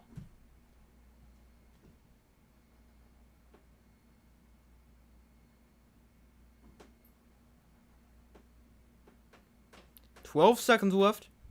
And we'll see what they can do in the final 12 seconds. I thought he looked good. I thought he looked okay. The cupboard isn't bare. Better than your record. Yeah, I mean, the Giants, they're definitely a lot better than their record is. I mean, they just cannot win a close game. They've blown so many leads this year.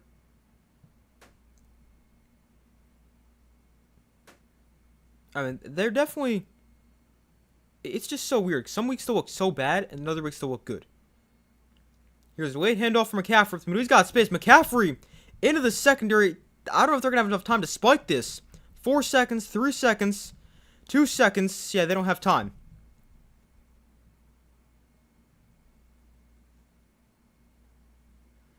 So we reach halftime. It's a 7-point game. 28-21, the 49ers lead.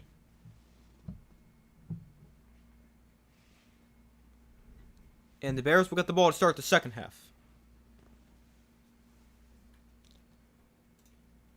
But going back to the Giants real quick, I don't think they're the worst team ever. I do think the Raiders are a significantly worse team, so it does make sense that the Raiders lost today. But especially when the Giants are healthy, I think they're closer than some people might realize. But also some weeks you can watch them and definitely not think that because they will just look awful, like they did a few weeks ago. But I'm gonna go take a quick break. Fill my water, use the bathroom. I'll be right back.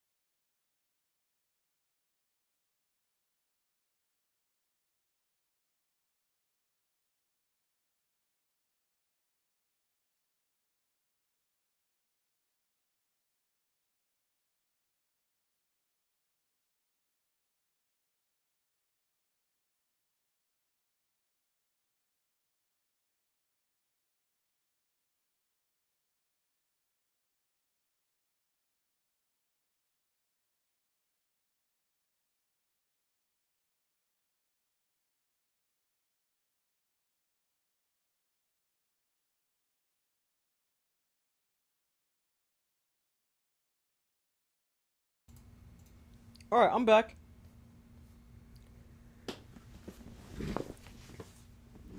So we got a 28-21 lead for the 49ers at halftime. Bears get the football to start the second half. And a very entertaining first half. Hopefully that continues. We'll have to see, but a very good game so far. Lots of points scored. Now, my original prediction was 28-26. It definitely seems like we're going to see some more points than that. And, as far as an updated score prediction does go, I'm going to stick with the 49ers. The Bears defense just looks so bad. Hold on. The Bears defense just looks so bad in that first half. So I'm going to stick with the prediction of the 49ers. Now, I mean, I do think it will still be pretty close. I mean, I could see the 49ers pulling away a little bit, similar to what they did last week towards the end of the game, where they really started to pull away from the Colts. I could see that happening, but I'm going to take the 49ers. I still think both teams will be able to score. And let's take the 49ers by a score of... Let's see. We'll go... Another touchdown puts them at 35. We'll give them a field goal to 38. We'll go 45... We'll go 45-34 49ers.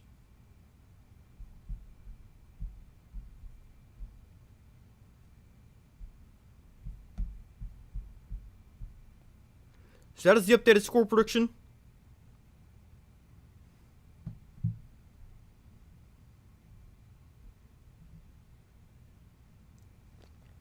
We'll take the 49ers 45-34 in the updated score prediction.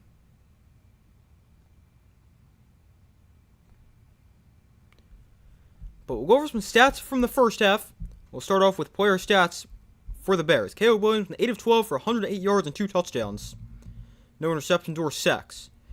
On the ground for the Bears was also pretty good. Kyle Monangai, 3 carries for 24 yards. DeAndre Swift, 3 carries for 20 yards. Caleb Williams, 1 carry for 2 yards. And then receiving for the Bears, Luther Burden, 2 catches for 45 yards and a touchdown. Colston Loveland, 1 for 36 and a touchdown. Cole Kmet, his 2 for 16. Monangai, 1 for 11. And DJ Moore, DeAndre Swift, and Jade Walker, all 1 target but 0 catches. Then for the 49ers, Brock Purdy is 14 of 20 for 164 yards, a touchdown, and the interception. He also got sacked once. Then for the for the 49ers on the ground, McCaffrey ran it 18 times for 121 yards and a touchdown. Brock Purdy ran it 5 times for 23 yards and 2 touchdowns. Brian Robinson, 2 for 19. And Sky Moore, 1 carry for 10 yards. Then receiving for the 49ers, Ricky Pearsall, 3 for 57. Jake Tonjes, 6 for 53 and a touchdown. DeMarcus Robinson, 2 for 30. Christian McCaffrey, 2 for 20. And Juwan Jennings, 1 for 4 yards. And then team stats from the first half, 22 first downs for the 49ers, 8 for the Bears. The 49ers went 5 for 7 on third down. The Bears did not convert when they were 0 for 3. The Bears also did not convert a fourth down. The 49ers went 1 for 1.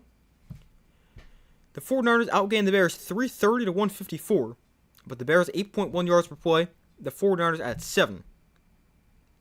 49ers also 4 touchdowns and 4 red zone trips. The Bears, despite scoring 21 points, have not made it to the red zone. And 1 turnover, that was the pick 6 thrown by Brock Purdy. And time possession is extremely one-sided. 21-56 for the 49ers, just 8:04 for the Bears. So, I mean, you look at the stats right here and think this is a blowout. You think it's probably like 35-13 or something like that at halftime. But it's actually only a 7-point game.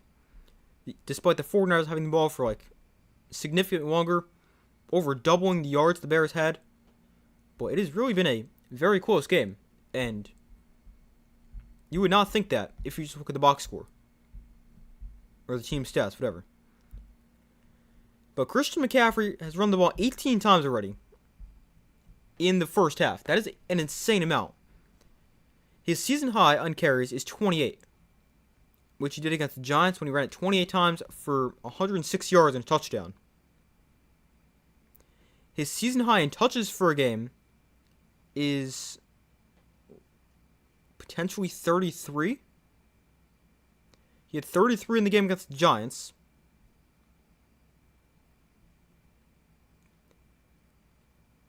His season high in touches is 33. He's already had 18 carries and a couple catches as well. So McCaffrey, he's had 20 touches in the first half. But I actually wonder what the career high for McCaffrey is in terms of carries. I feel like he's not really a huge guy with a ton of volume in terms of carries. Like, let's see. Right now, 28 earlier this year is the most I see. I've gone back to 2023. 2022.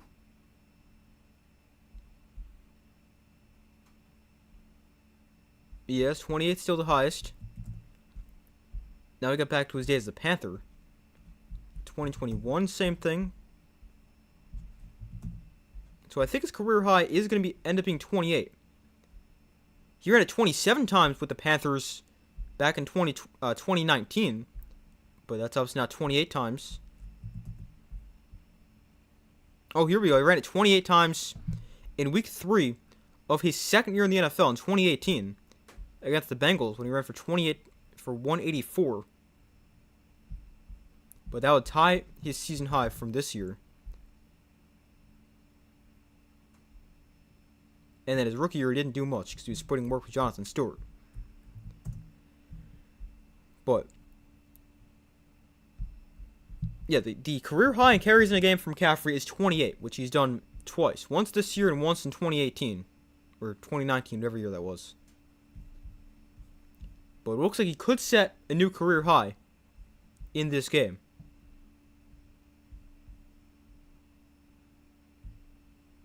But obviously we'll have to wait and see.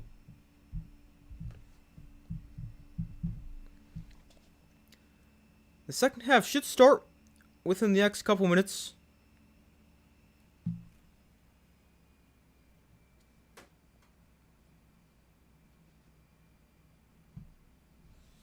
Alright, the second half going to start pretty much now. And the Bears get the ball first. This is the only game since 1970 where both teams scored 3+ touchdowns in the first 18 minutes of the game. That's crazy.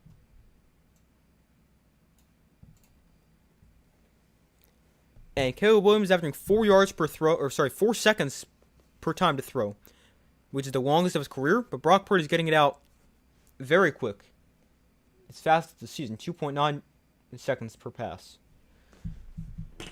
For the 49ers, are 330 yards, most in the first half of a game since 1999 or 1989, whatever that's it. That's franchise, by the way, not league. But the second half going to start here. The 49ers have it teed up and will kick it off. The Bears will get it first in the second half and try to tie the game at 28. Both these teams obviously still have a chance at the top seed in the NFC. The 49ers with the top seed with a win today and a win next week. Bears will get it with the win if they win out, and the 49ers win next week against the Seahawks, I think.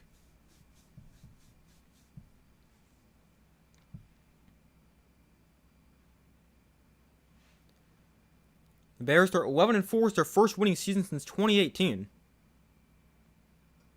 They've officially clinched the NFC North after the Packers lost last night. They've had a really good year. And we'll see if they can have another comeback win today. I was down by 7 to start the second half.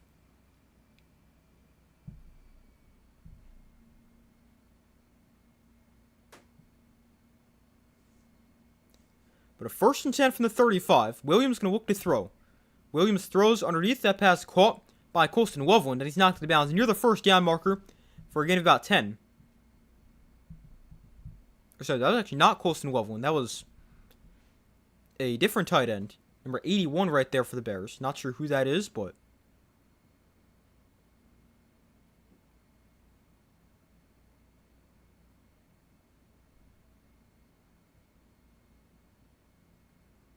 was Durham Smythe with the catch right there. Just his 4th catch of the season. Williams, another quick throw. This is caught by DJ Moore, his first catch of the game. And he picks up about 7. He had just 1 target in the first half.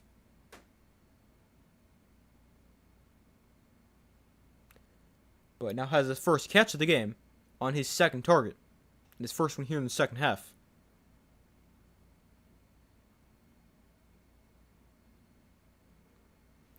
So 2nd and 2. Williams under center. Burden comes in motion. And here's a handoff. Monungai up the middle for a first down. Gained about 4, maybe 5 yards. But he moves to 6 on his first carry of the second half.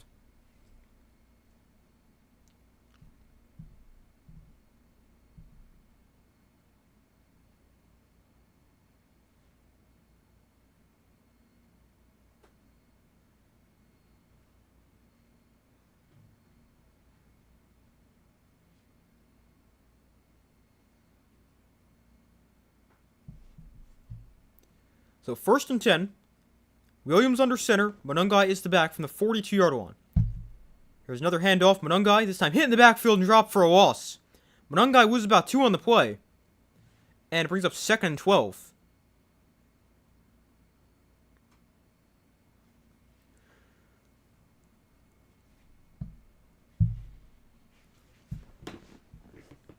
A nice defensive play right there for the 49ers. And it's 2nd and long for the Bears.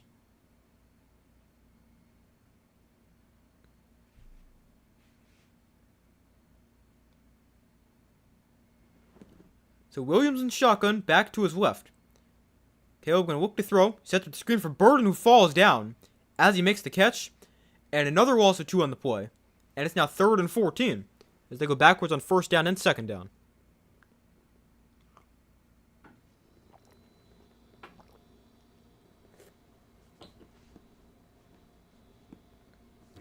This could be 4 down territory depending on how much you get.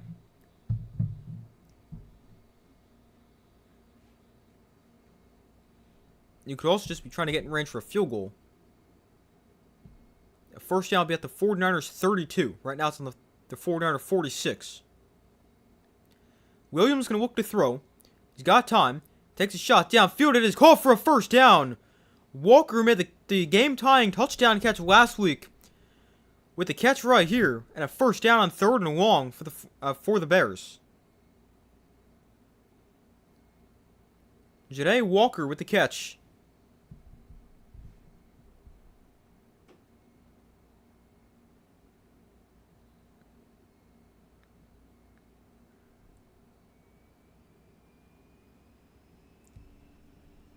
Last week, he caught the big touchdown against the Packers. Caught his first 2 career passes. And now has another catch here. Williams off play action here. On the run, throws underneath. That pass is going to be caught by Burden. Luther Burden inside the 10, down to the 3-yard line. Another nice catch and run.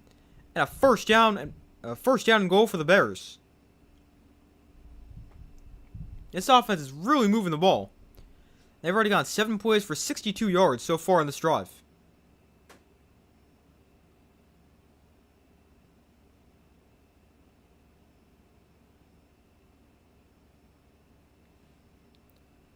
So 1st and goal from the 3. They could have caught him with too many guys on the field, but didn't snap the ball. Handoff, Monungai up the middle, no, not much. Maybe a yard. I was going to say no gain, but it looks like he got a yard.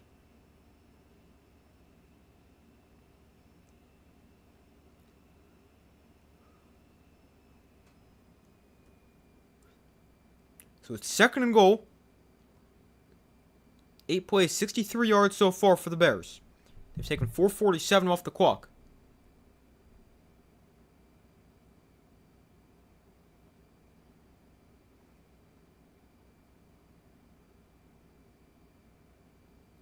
So Williams in shotgun, back to his left. Williams throws, end zone. It is incomplete throw behind DJ Moore. If he leads him more over the field, and not towards the back of the end zone, that's a touchdown. But he threw it more towards the back of the end zone.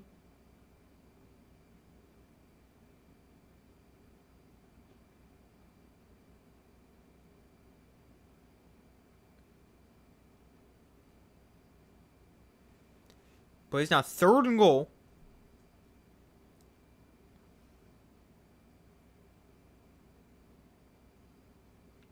Third and goal from the 2. Williams under center. DeAndre Swift is the back.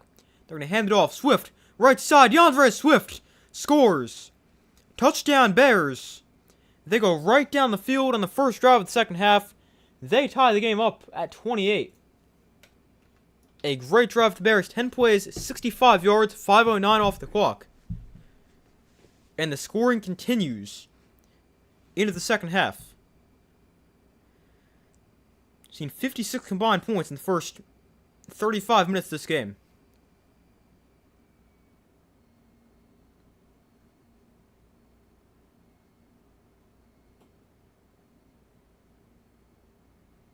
And the extra point here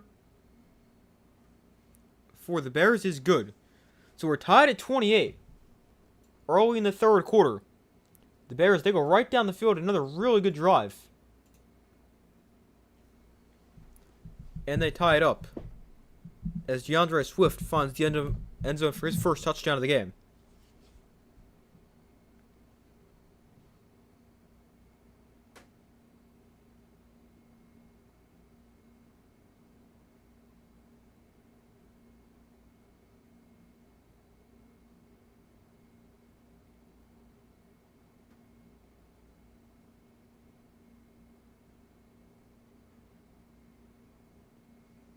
Hold on 1 second.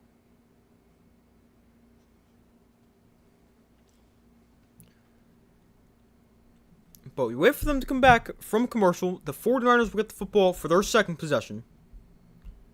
The game tied at 28. We've been tied at every score here.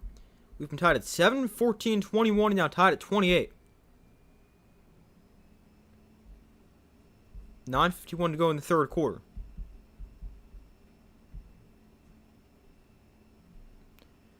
Who you got winning and why? So I originally took the 49ers because the better defense and their home, although not much defense appears being played. But I still got the 49ers. Just they've been a little bit better. I think their defense been able to get stops. Like not much, but a couple.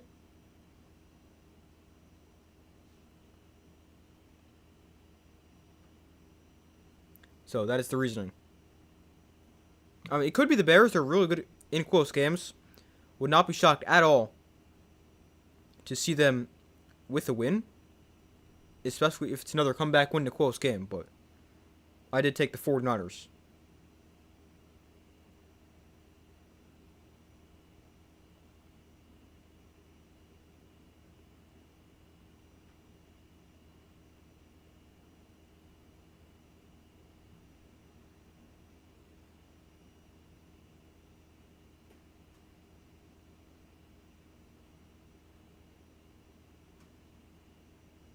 Hold on 1 second.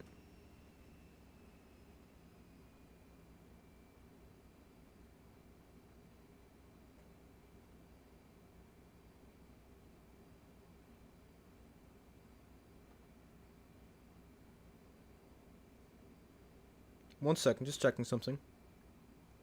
Alright. Oh, the 49ers have officially ruled Trent Williams out for the rest of the game with a hamstring injury. Got hurt very early in the first quarter. Has not really played much. And he's out for the rest of the game. Definitely could be something to keep an eye on for the 49ers heading towards the playoffs.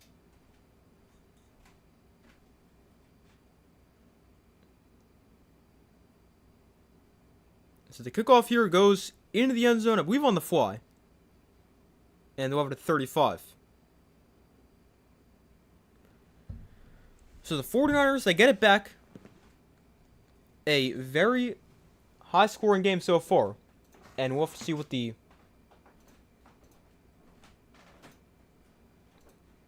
the 49ers can do on this possession, their first possession of the second half. So 1st and 10 from the 35. Purdy gonna look to throw. Purdy throws downfield. Open receiver is Kendrick Bourne to the 40-yard line. One play. And they're inside Bears territory.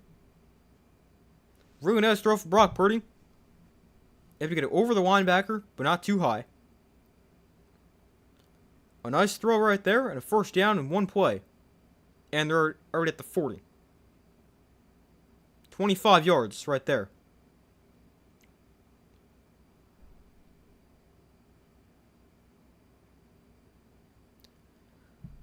So first down from the 40. McCaffrey is the back, and he gets the ball here. His 19th carry of the game, 21st touch.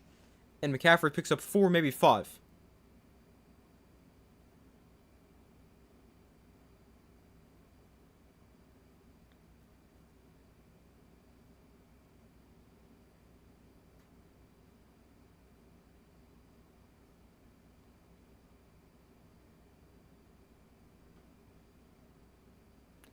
So 2nd and 6 from the 33. The 36. McCaffrey left side. And this time, close to a first down. And it looks like they're going to give it to him. First down for the 49ers, another 6 yards on the carry right there.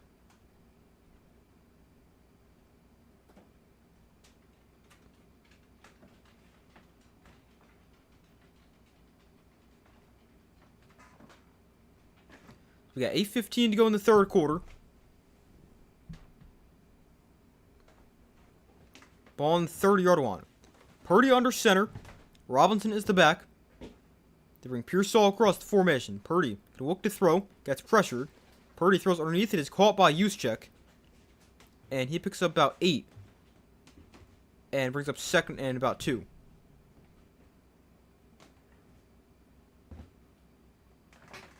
And we got an injured Bear defender down the field. That is, I believe that's Noah Sewell. Penei Sewell's brother. Hopefully he's okay.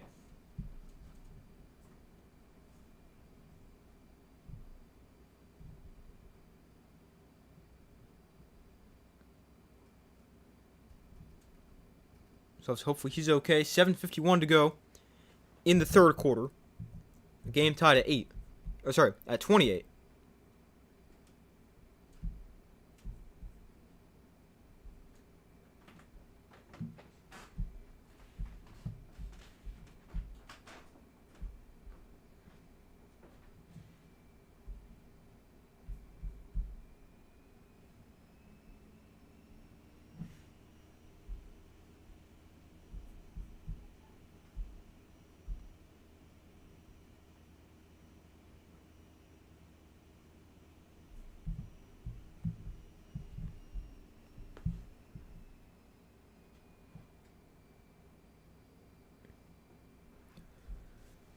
But hopefully the injured player is okay. And it is not a serious injury.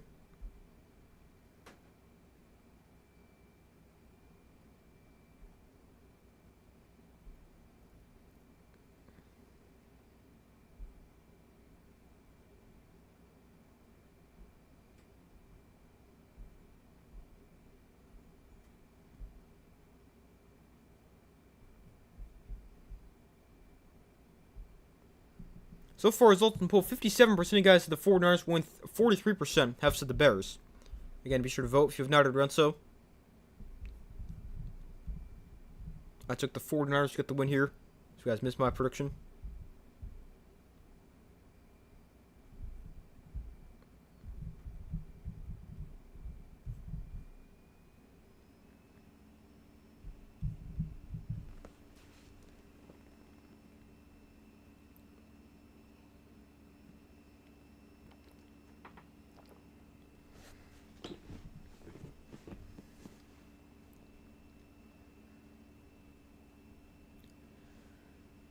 So they're back from commercial here. The 49ers moved the ball very effectively on their first possession here in the second half. Oh man, Noah Sewell getting carted off the field here. Hopefully he's okay.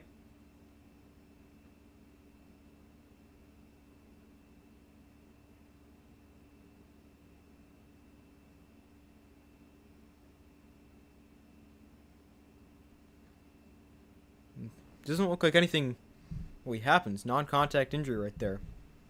Hopefully he's okay. 2nd and 2, handoff to McCaffrey, getting free from initial contact, and getting forward enough for 49ers first down. As we reach the halfway point here in the 3rd quarter, 7.5 minutes to go.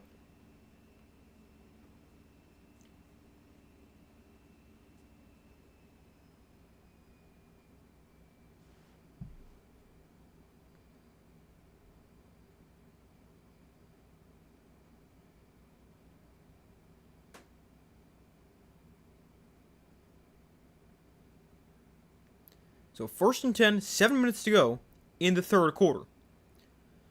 From the 17-yard line, the 49ers have scored a touchdown in every red zone trip so far. They're 4 for 4. Purdy off play action, throws the flat, flag is down. Collins just makes the catch and he gains 4. We'll have to see if it stands.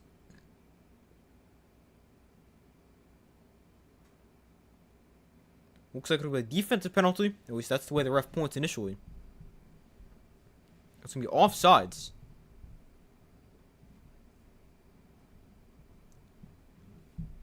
Now they're seeing if the 49ers want to take the penalty.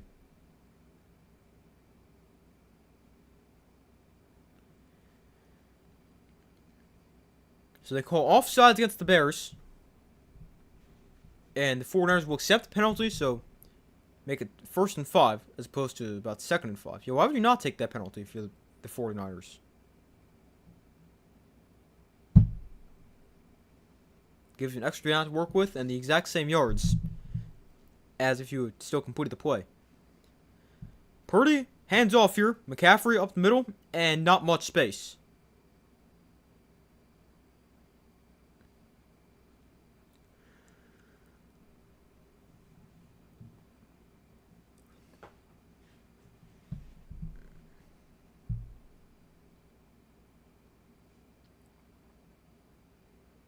So it brings up 2nd and 5. After, I thought he got a yard in first down, but apparently no gain.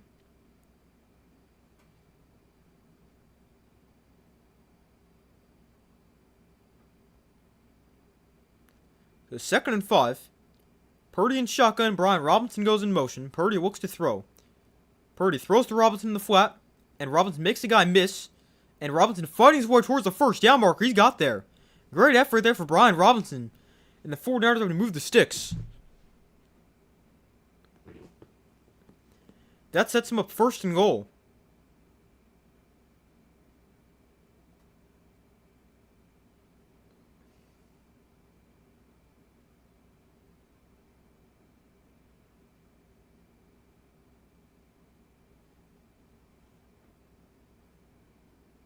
He's definitely got a first down right there. Great effort. Brock Purdy already over 200 yards passing. He's thrown for 203, touchdown and a pick. Also run for 2 scores. From the 7-yard line here, Purdy under center. Robinson is the back. Play action. Purdy rolling left. Purdy pump fakes. Was going to run. Now he steps up. Purdy splits defenders. Throws to the end zone for a touchdown.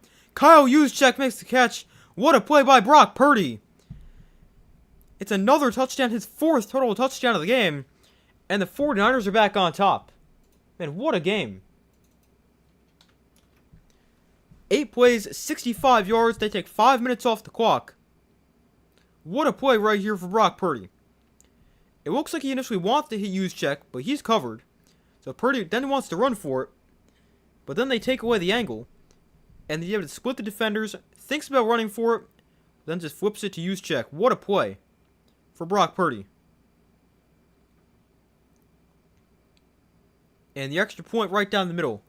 35-28. These offenses just cannot be stopped.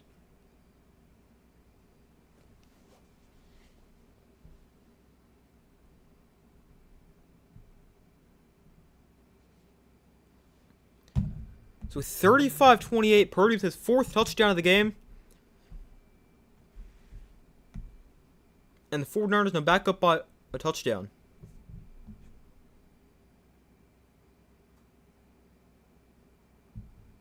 After that drive, the 49ers are up to 390 total yards.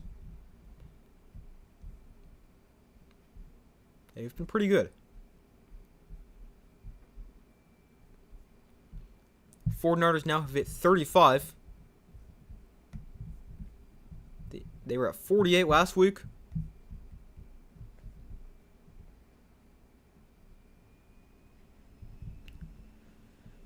Offense has been pretty good. They've won 5 straight, and on that win streak, last week they scored 48 and 37, 26, 20, and 41. But the offense has been getting better and better as they've really gotten healthier. They got Brock Purdy back. That was a while ago at this point.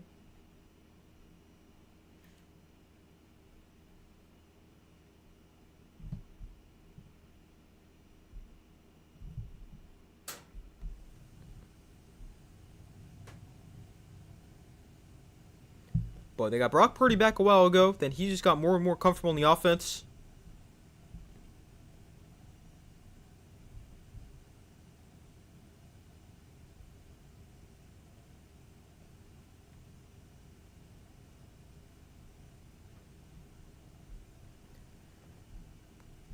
But yeah, this 49ers offense looking pretty good.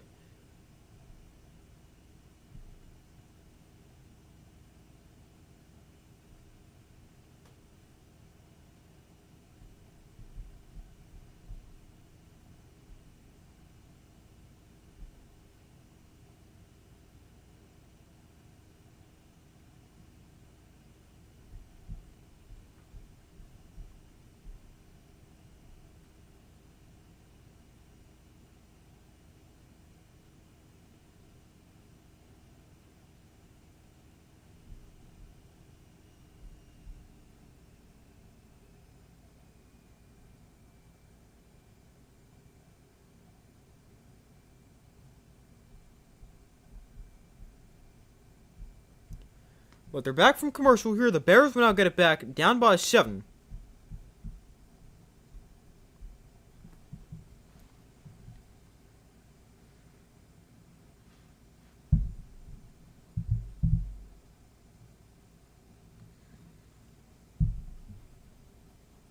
So 35-28, 4:52 to go in the third quarter. So the 49ers kick it off. And the kick can be brought back here. And it only is the 20-yard line. Great kick coverage in the return. And the Bears not great at field position. That's just the 20-yard line. This is the best I've seen Purdy play in a while. But then again, it's against the Bears defense. Both are true. I mean, the Bears defense is not very good. But Purdy's also played really well. Really last week and this week. He had a great game last week, and that's continued into this week.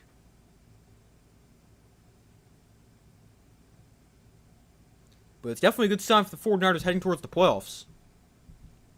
To have your quarterback playing some of his best football. There's a handoff up the middle for DeAndre Swift, and Swift picks up 4, maybe 5 yards. Makes it second about 5.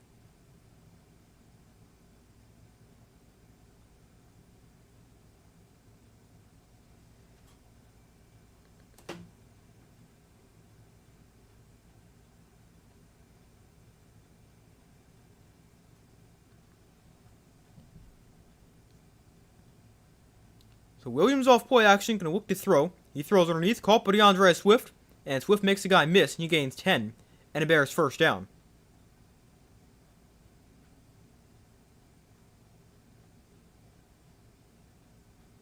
A little bit of a sidearm throw right there from Caleb Williams.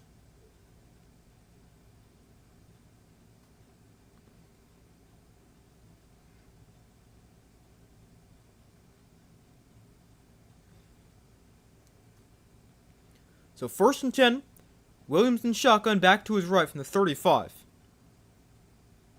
Again, Swift gets it here, this time to the right side for about 2 yards. Not a whole ton of space to run.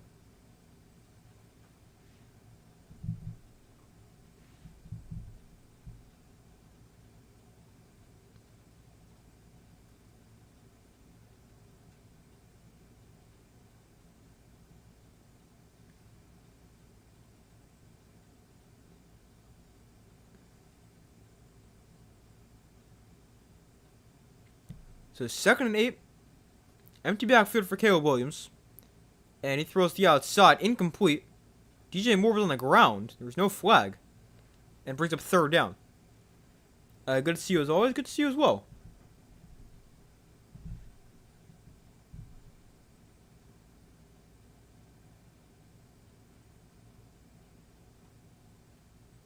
Yeah, there's definitely some contact there. I don't think enough for a flag, so I think a pretty good no call.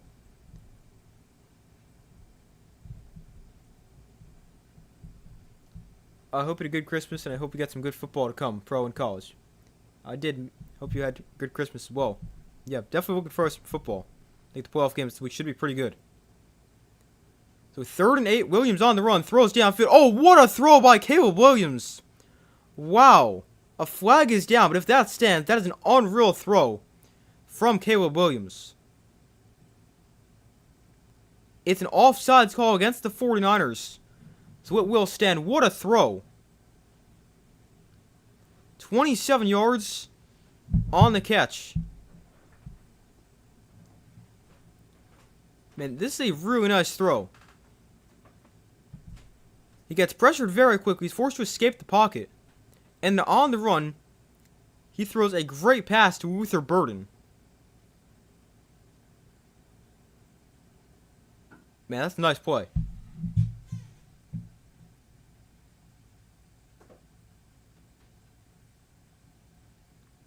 There's a handoff to DeAndre Swift for a loss of 2.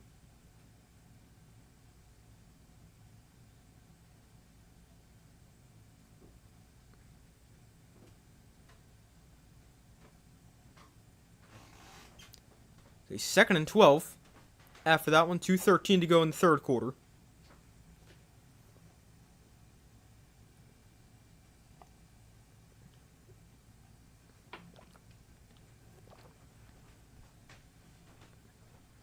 So Williams in shotgun, going to look to throw. And he throws outside. That pass caught by Walker for a gain of about 10, maybe 11 yards. And brings up 3rd and short.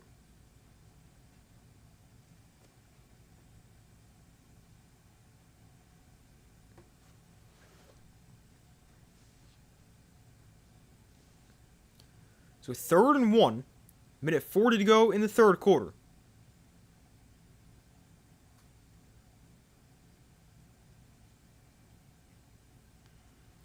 So Williams under center. DeAndre Swift is the back.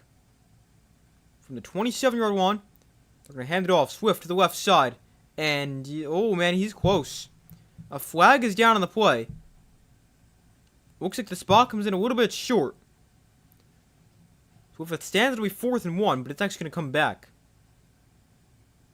It's a hold going against the Bears.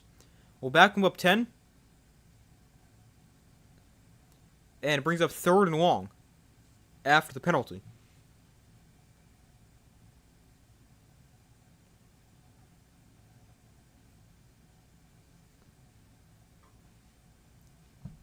It's the 5th penalty of the game against the Bears for 29 yards.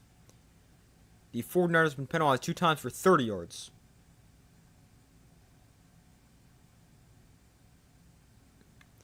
So 3rd and 11. Don't want to take a sack here for Caleb Williams.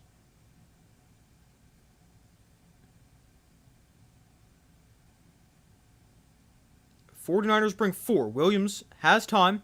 Steps up. Going to try to run here. Gets a block on the outside. Runs into his own guy. And he gains about 6. Getting to the 31.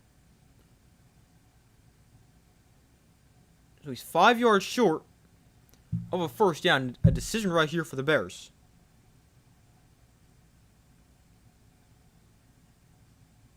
And they're going to keep the offense out there. And I mean, I like the decision. You're not going to win this game with field goals with the way your defense is playing. You need to score touchdowns. I like the decision for Ben Johnson.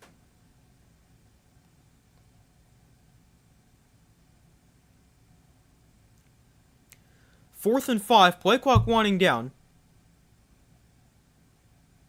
They'll get the play off. 49ers bring a blitz. Williams gets rid of it. Call for a first down. Colston Loveland. A gain of about 8 on the play. They move the sticks. And they convert on 4th down in the final play of the third quarter. As a 4th down conversion for the Bears. And they keep the drive alive. And we enter the fourth quarter with a 7-point 49er lead, 35-28.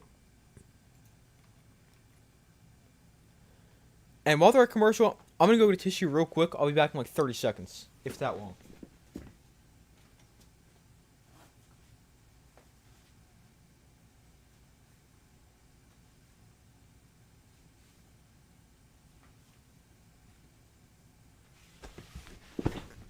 Alright, I'm back.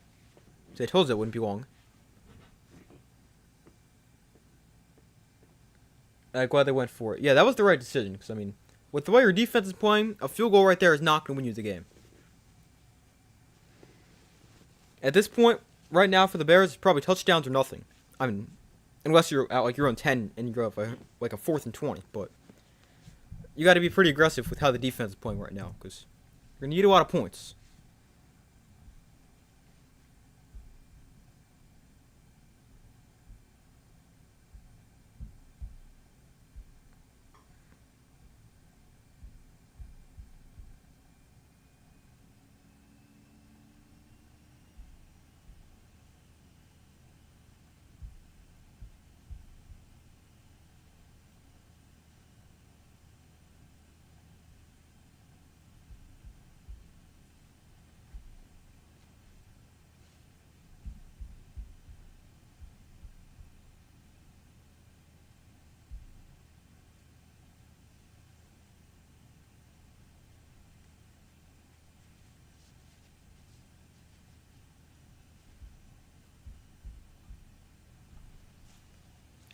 But we enter the final quarter here, a 7-point game, but the Bears with the football inside 49ers territory. And they'll have it on, let's see. Let me check. Probably be about the 25, somewhere around there. Yeah, they've got it on the 49ers' 22-yard line.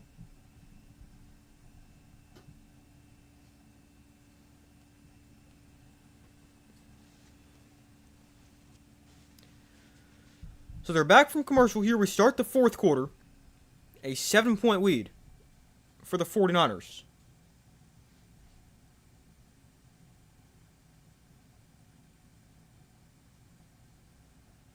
Well, that was so dark there. Oh, there we go. So Williams under center. In the pistol. Swift is the back. They hand it to him. Makes the guy miss in the backfield. Swift cutting up the middle. Breaking free. DeAndre Swift scores. Touchdown Bears. And they tie it up. About to be 35-35 as they score on the first play of the quarter. They go 9 plays, 80 yards, take 4:58 off the clock.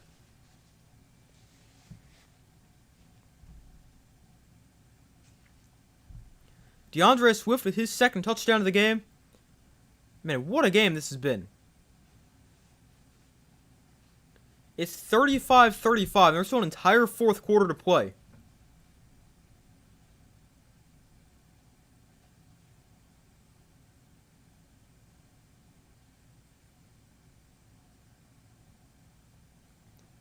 And the extra point here for the Bears to tie it. And the kick is good. So 35-35 after the first play of the fourth quarter. Man, what a game this has been.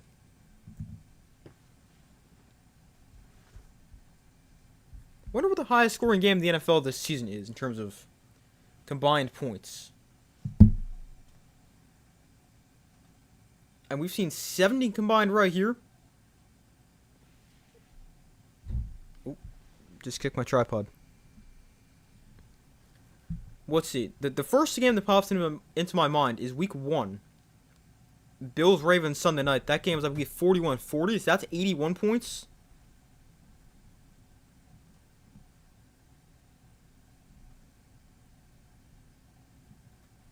Like, I mean, there's some games where you see a lot of points scored, but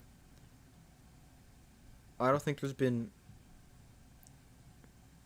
a ton. Like, I'm gonna go through and scroll through. Like, we saw a ton scored on Thursday night last week, but 38-37. What's that?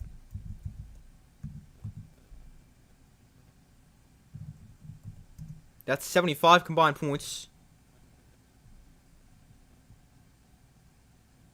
I don't know. It's going to take too long to go through and look. I'll just look it up next commercial.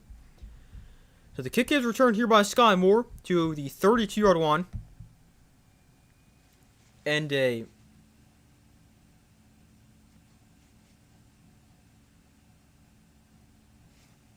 pretty good return to the 32 is what I was trying to say.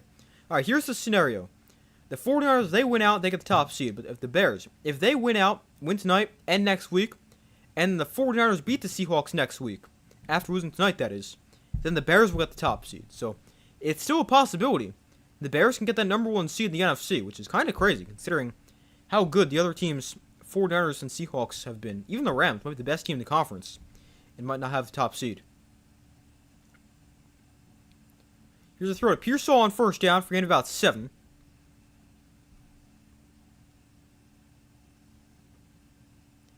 But I feel like the AFC and the NFC are such opposites this season. The AFC, you've got a bunch of teams who are good but not great, and you really have no idea who's going to come out of the AFC. But the NFC, you have no idea who's going to come out of the NFC because all the teams seem to be really good. Well, they might have a free play right here. It's a run play to McCaffrey. And McCaffrey picks up about 6. There's a flag down. Should be offsides. Oh, interesting. It's not offsides. It's holding instead. I thought somebody jumped offsides. But they got one of the linemen for the 49ers for a holding call.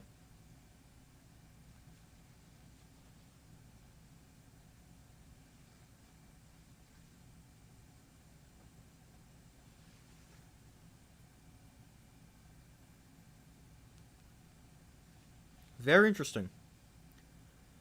So it's 2nd and 12.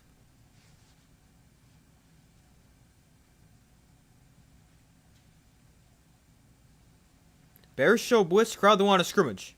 Purdy and shotgun back to his left. Bears bring 4. Purdy dancing around, rolling to his left. Purdy on the run. Pump fakes, and he'll just keep it for gain about 5. Another nice play right there for Brock Purdy to extend the play. We've seen him do that a lot. He's looked pretty good doing it. Obviously had that last touchdown throw on a play similar to that, extending the play. He's one of the better players in the NFL when it comes to doing that. Purdy today is running 6 times for 28 yards and 2 touchdowns. So 3rd and 7. Bears again show blitz but bring 4. Purdy steps up, throws over the middle. It's caught by Pearsall. 47-yard line. Another nice throw and catch. And another first down for the 49ers.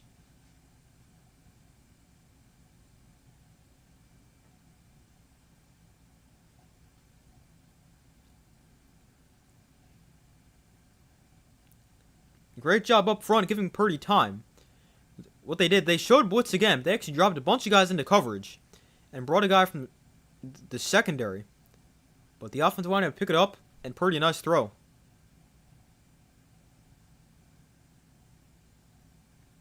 Ricky Pearsall on 5 catches for 85 yards.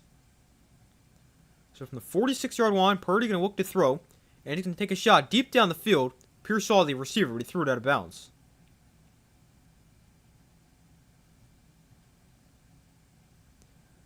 So it brings up 2nd and 10. Brock Purdy playing pretty well. He's 20 of 27 for 237 yards, 2 touchdowns, 1 interception. Plus he's also run for another 30 or so yards and another 2 scores.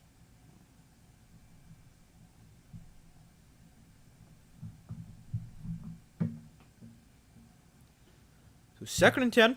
Handoff here to Brian Robinson up the middle. And he gets about 3, maybe 4 yards before he swung around and stopped.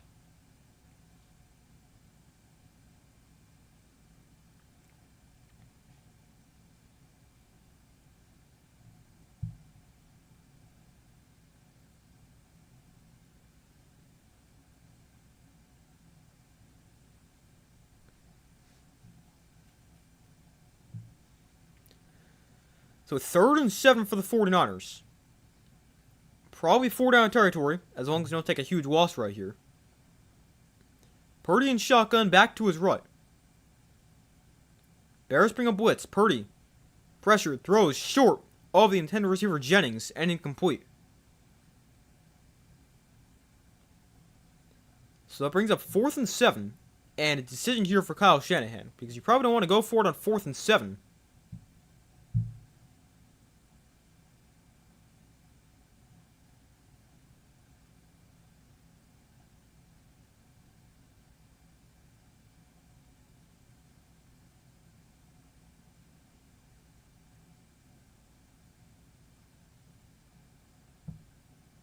So it's going to be a punt right here for the 49ers.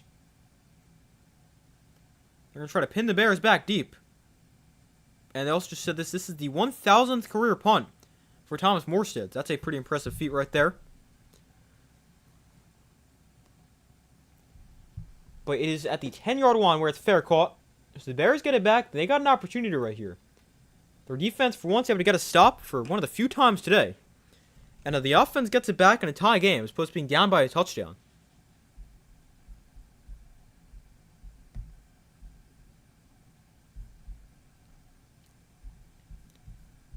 So, this is a big opportunity for the Bears right here. They have not been in this situation much. They've always been down by a score.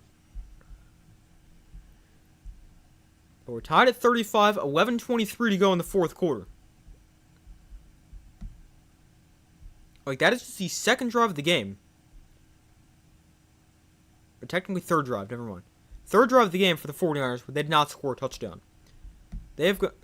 Fourth drive, actually. Because they threw the pick six, then they went touchdown, punt, touchdown, touchdown, touchdown, end of half, and then touchdown, and then this drive.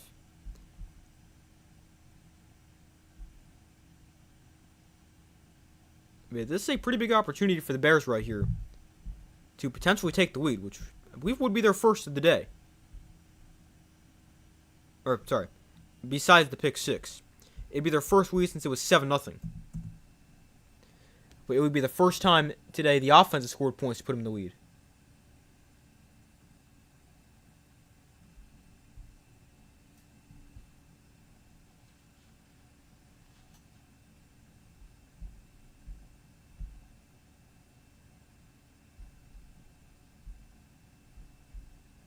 Let's see, I just saw this tweet. For the first time in NFL history of a regular season game, it has been tied at each 7-7, 14-14, 21-21, 28-28, and 35-35. That's kind of crazy.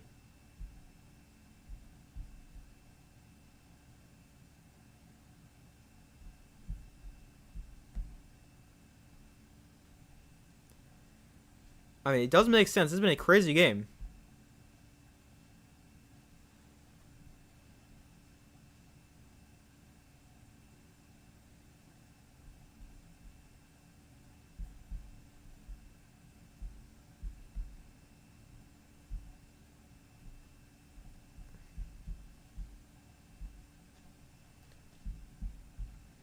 But let's see if the Bears can take the lead on this drive.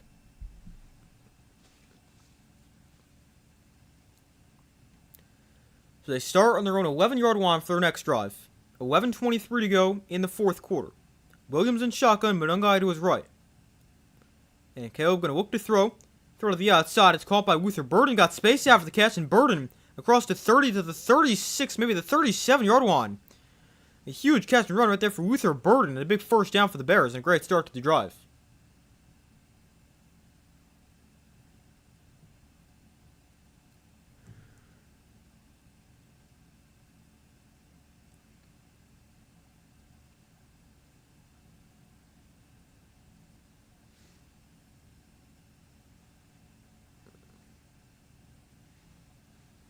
Luther Burden, after that catch, 6 catches for 119 yards, and he's found the end zone. Play action here. Williams rolling left on the run. He's going to make a guy miss, stay on his feet, and he's out of bounds after game 3.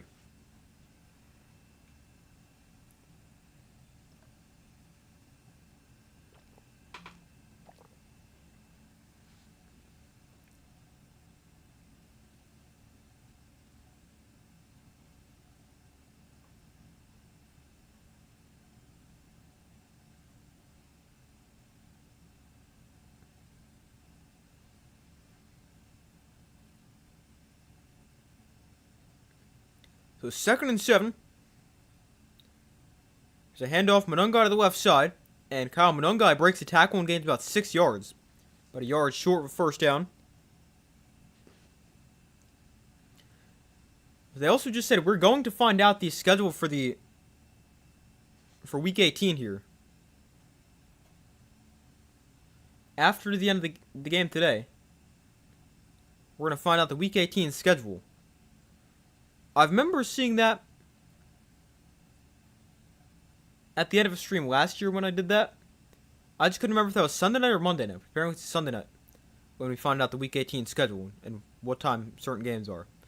Quarterback sneak here on 3rd and short, and Caleb's got a first down. As he dives ahead of the 47-yard line.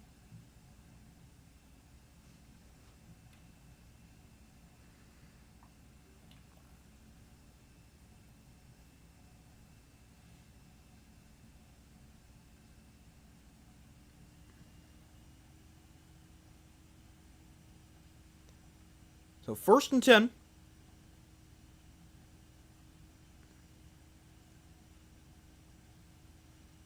Williams under center.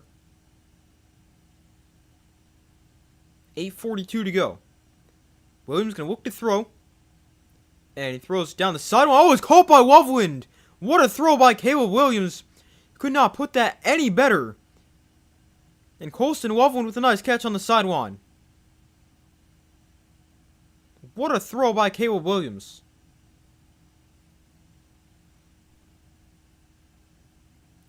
I see my hair sticking up. I just don't know where it is. Did I get it? No, I didn't. Whatever.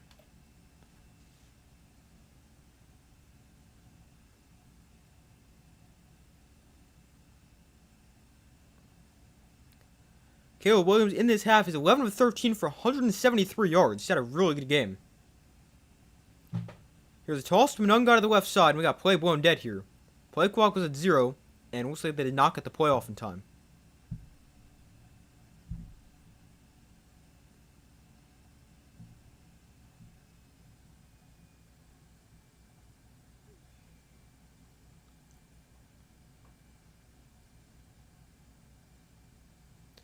So a delay game against the Bears.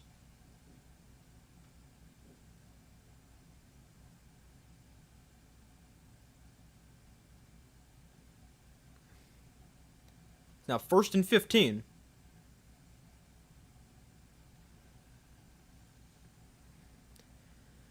So Williams under center. Monungai is the back. From the 25, there's a handoff from Monungai up the middle. And Monungai on first down picks up about 4.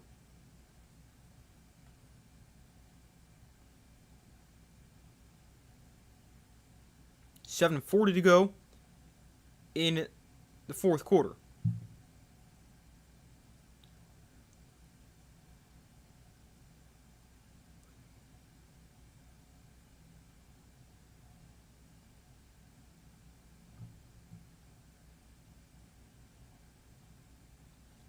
So 2nd and 11 to bring Loveland in motion. Williams in shotgun back to his left. Williams going to look to throw. Throws the flat for Monungai. And he's forced to bounds. Nice play right there by D. Winters. And now we got a late flag thrown.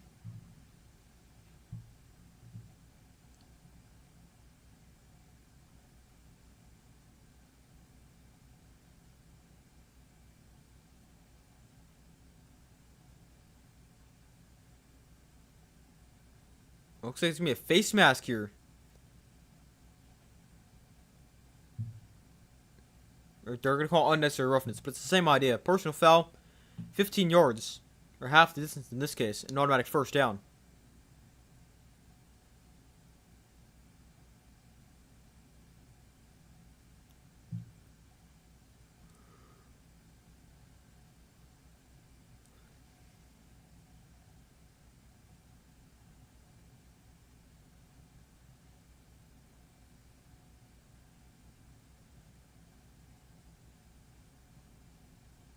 So 1st and goal from the 10. Williams under center, Monungai is the back. Play action. Williams rolling right, thrown to the flat. It is caught by Loveland, but for just 2 yards. Not much space after the catch. Nice tackle on the outside. Brings up second goal, 6:40 to go in the fourth quarter. 8 plays, 81 yards on the drive so far. It's taking just short of 5 minutes off the clock.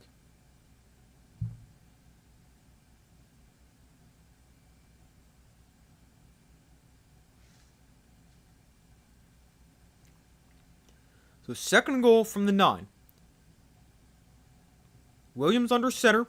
And look to throw once again. And he sets up a screen here from an guy, but he's got nowhere to go. And he's wrapped up at the line of scrimmage. Maybe even lost a yard. So after that, it's now third and goal. And this is a big play right here. If you're the Bears, you obviously want to score a touchdown, but you could have to settle for 3 if the touchdown's not there. And you would take the 3 in this case, I would think, because you would want to just take the lead. But then you need your defense to keep him out of the end zone. Williams looks to throw, plenty of time, and he throws underneath for Monungai. Oh, it's tipped and almost intercepted. It went off the hand of Kyle Monungai, nearly got picked off, but it's incomplete and brings up fourth and goal. That could have been a disaster for the Bears, because if that gets picked off, that's going all the way the other way. That's a pick 6.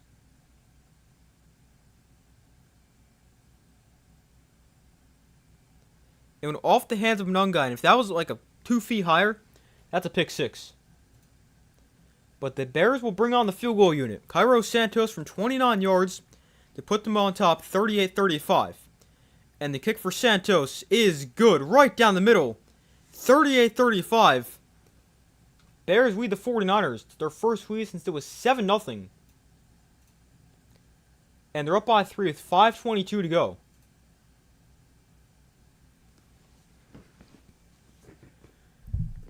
Now, the only thing with the field goal right there for the Bears is I feel like that could hurt them. Because your defense, well, you did just get a stop defensively. You don't know how consistent that's going to be. And if that'll last, and if you can get another stop.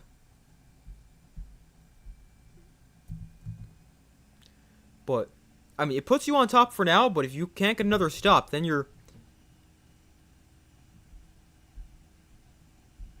Instead of being a...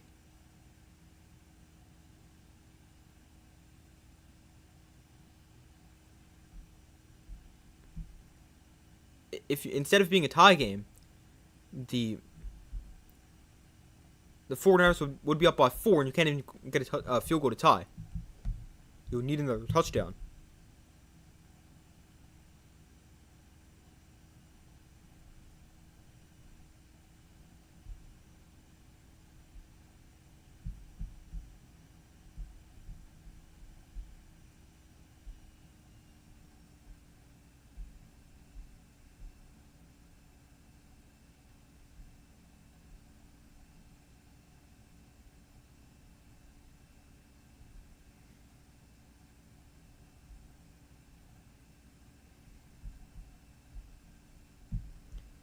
But we wait for them to come back from commercial. We'll see how the 49ers respond. Down for the first time, so it was 7-0. They've responded very well to that. Obviously, they went right down the field on their next drive and scored a touchdown. And then it's been a lot of scoring since then. But we will have to see how they respond. This time now being down by 3 with about 5 minutes to go.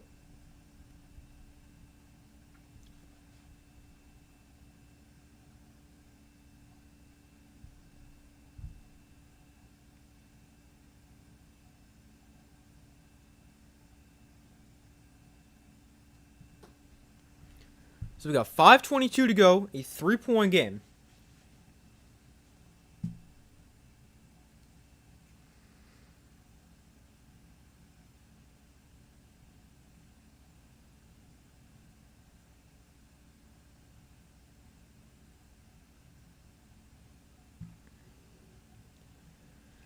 So 38-35.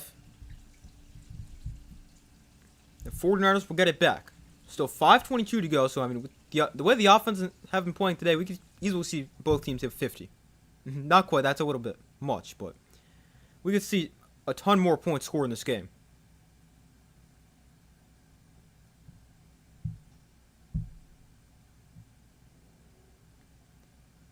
So the kick is going to be fielded on the bounce after fumbling with it a little bit. But Sky Moore on the return brings it back to the 25-yard line.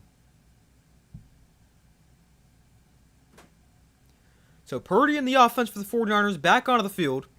Purdy with 5 touchdowns in this game. No, sorry, 4 touchdowns in this game. 2 passing, 2 rushing.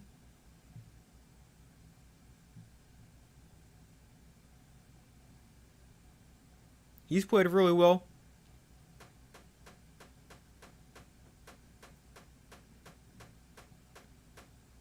And they got the ball back at the 25. Handoff McCaffrey up the middle. And Christian McCaffrey gains 3, maybe 4 on the play.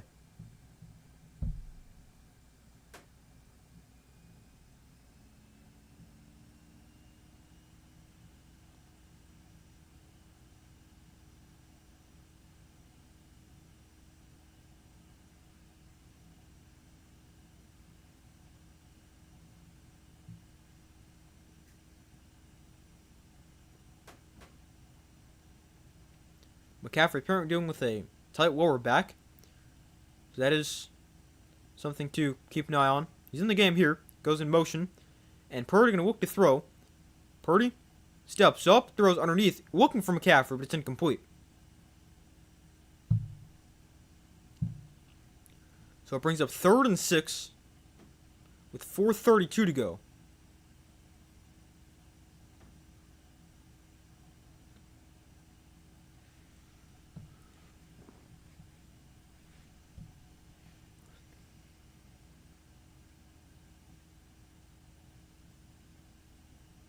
McCaffrey wanted a flag right there. I maybe got there a split second early, but I don't really think there should have been a flag. Good no call. 3rd and 6. Purdy looks to throw, steps up. Purdy throws underneath, call for a first down. Tonjes, his first catch of the second half after having 6 in the first half. But he makes the catch and a huge 3rd down conversion right there as Jake Tonjes moves the sticks for the 49ers. This is a really, really nice play by Brock Purdy navigating this pocket. He gets pressured, but he's able to step up and then throw an accurate pass to Tonjes. He's able to get a first down.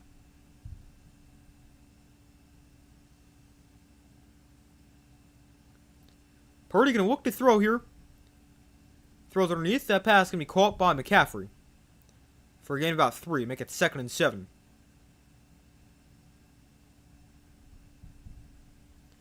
.340 to go in the 4th quarter.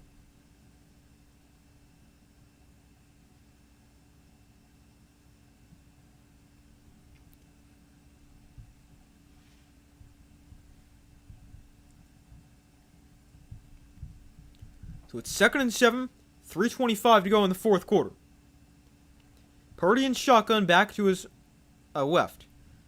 Purdy going to look to throw. Set up the screen. Oh, it's dropped. Tonjes, they tried to set up the screen for him, but it got dropped. And now there's a flag on the field with 3:14 to play.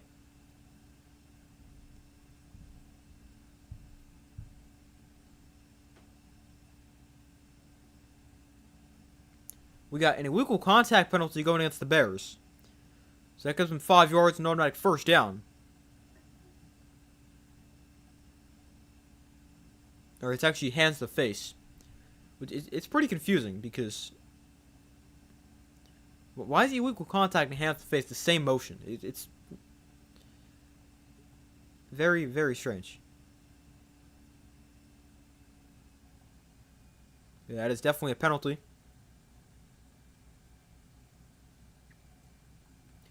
The penalty puts the ball on the 44-yard line for the 49ers.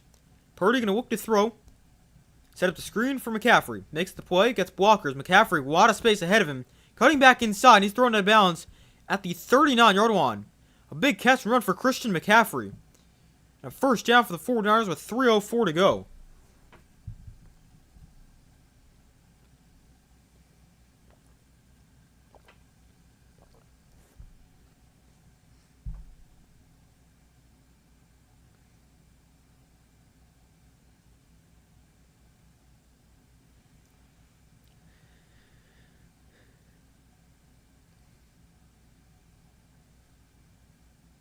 McCaffrey, 181 total yards and a touchdown.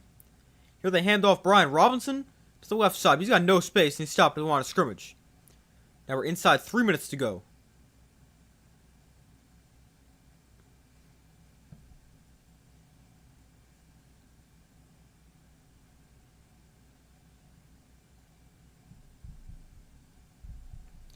So it brings up 2nd and 10. 2:40 to go. Each team still with all 3 timeouts.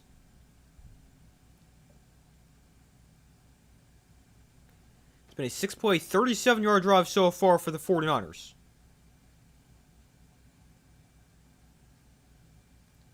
The Mosin Juszczyk out wide, and Purdy going to look to throw. Purdy throws over the middle. Wide open receivers. Jauan Jennings avoids a defender, gets a block. Jennings scores. The 49ers retake the lead. Jauan Jennings with the long touchdown. And the 49ers are back on top. Wow, they just go back and forth. The 49ers go 6 plays, 75 yards in 3 minutes and 7 seconds. And it's a 38-yard touchdown for Jauan Jennings. He ended up wide open. Nice throw from Purdy. And a big block downfield by Ricky Pearsall. Just gets in the way of Jaquan Brisker. And lets Jennings walk in for a touchdown.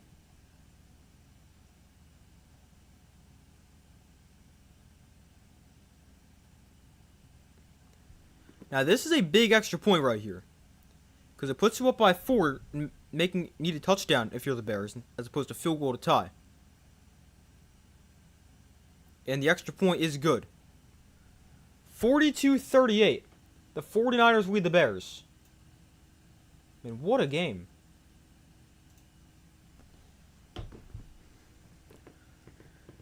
Jauan Jennings with a 38-yard touchdown. Brock Purdy's thrown for over 300. He's got 5 total touchdowns.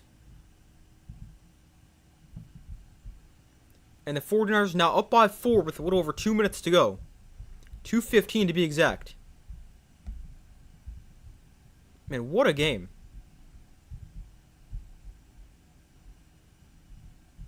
Brock Purdy's thrown for 303. He has 5 total touchdowns. McCaffrey has 181 total yards. And Caleb Williams has thrown for 281 and 2 touchdowns. This game has been amazing.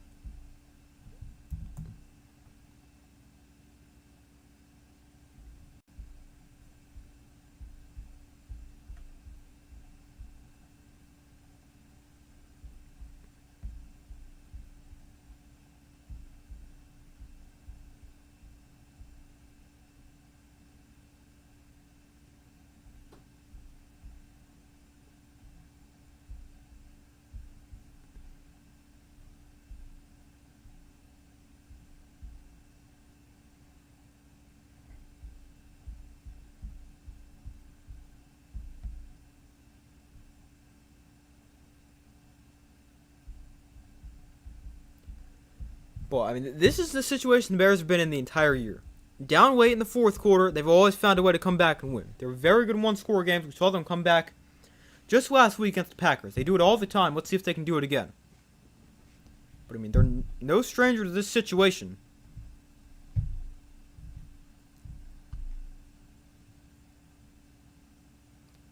So let's see if they can have another comeback win. And if Caleb Williams has some more weight magic.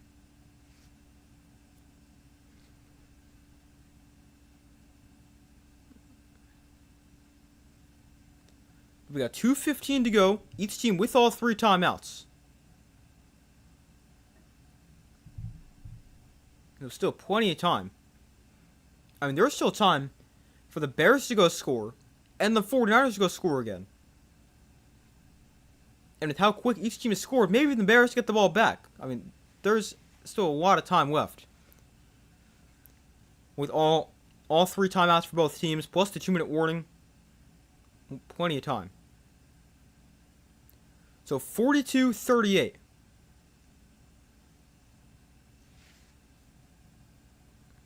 Brock Purdy, 5 touchdowns last week passing. Today he's got 5 total touchdowns, 3 passing, 2 rushing.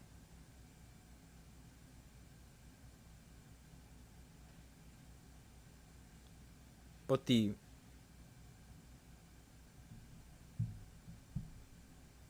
Bears, they have 6 fourth quarter wins this season. Could potentially make it 7.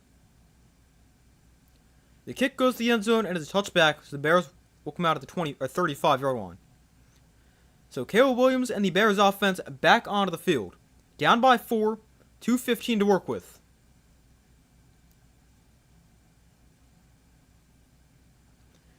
Caleb Williams today, 281 yards, 2 touchdowns. Been playing really well in this game.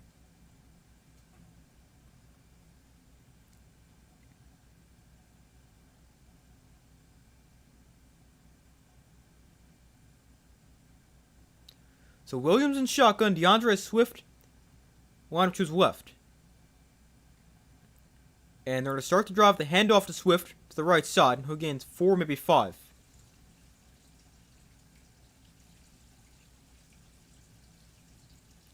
This looks like a game. Yeah, this has been great. We've got Denver and San Francisco in the Super Bowl.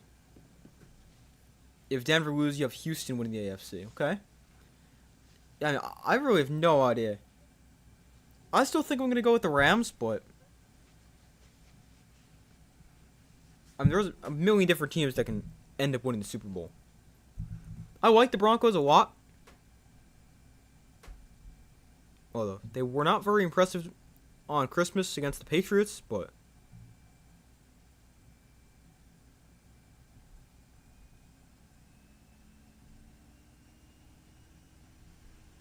I like the Broncos a lot, especially if they can play well offensively. The problem is that's not always the case.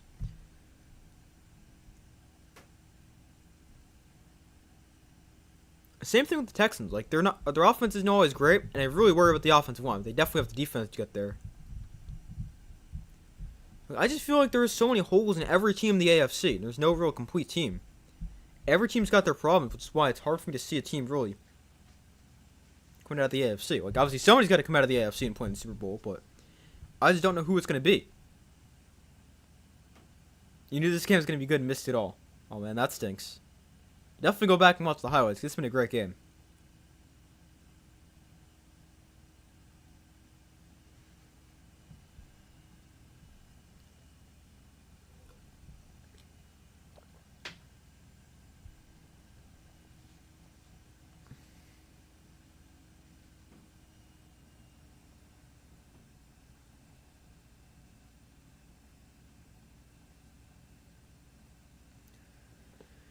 But we wait for them to come back from commercial here at the 2-minute warning in the fourth quarter. Each team still with all 3 timeouts to go. A 4-point 49ers lead.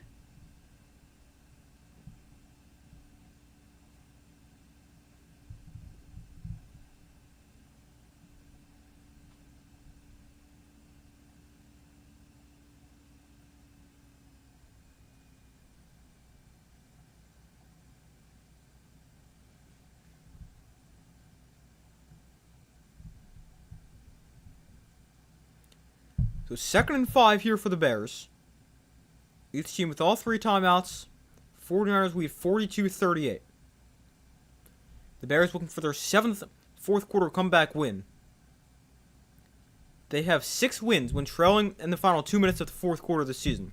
That is the most in NFL history for a single season. They can potentially make that 7 with another one today. So let's see. 2nd and 5 from the 40.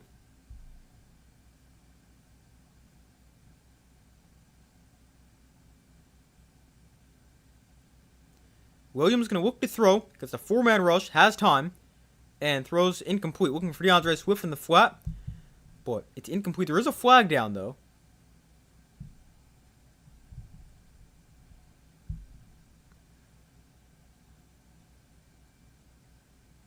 Prior to the pass, we got defensive holding. So it gives the Bears 5 yards, an automatic first down.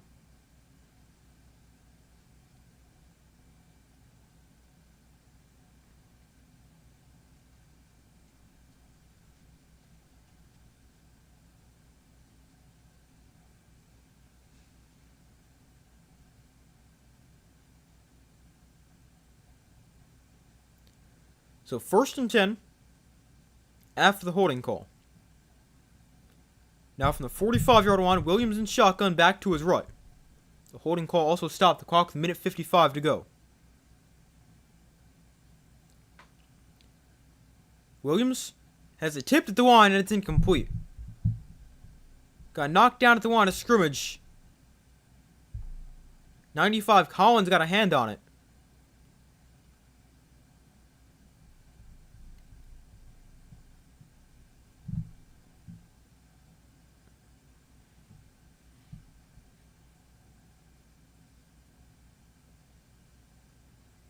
A nice play right there. Stops the clock with a minute 51 to go.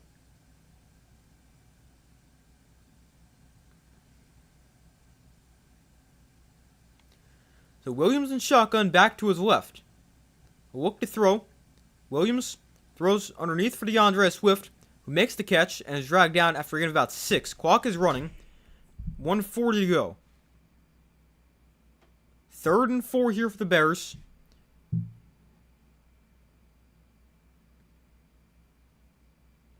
Oh, if they can't snap. Not everyone's set. The 49ers are still getting guys out on the field. They might want to call a timeout right here. And it looks like they do. Yeah, the 49ers call a timeout. Very smart because they were all out of position. Trying to figure out who they wanted on the field. Very smart timeout right there.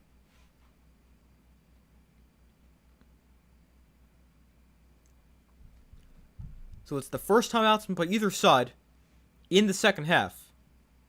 It comes with a minute 24 to go in the fourth quarter.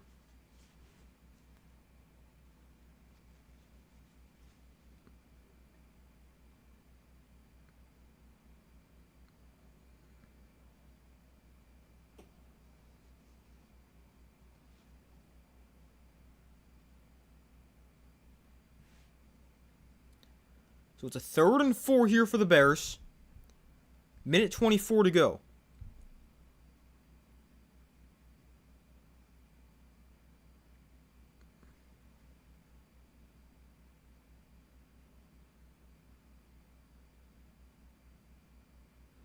So an empty backfield for Caleb Williams. 49ers bring 5. Williams has time. Going to try to run for a first down here. Caleb's going to get a first down and get out of bounds. Stop the clock after he gets the first down. A minute 17 to go. And he moves the sticks with a 3rd down scramble.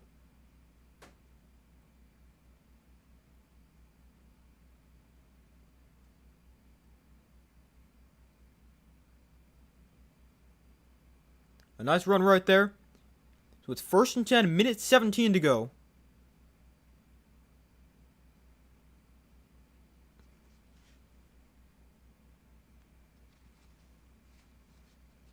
So Williams in shotgun, back to his left.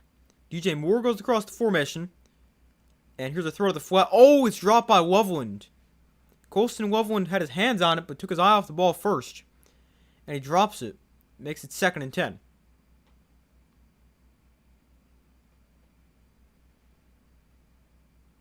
His first drop of the year, according to Chris Collinsworth.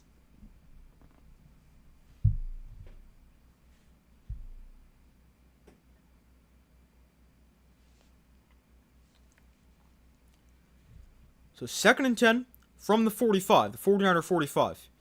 Williams throws over the middle of that pass, incomplete, looking for Cole Kmet.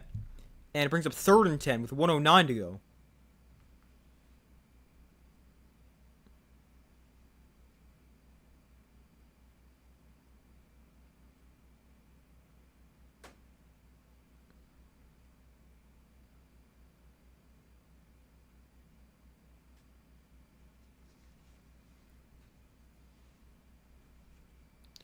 So a minute 9 to go, 3rd and 10.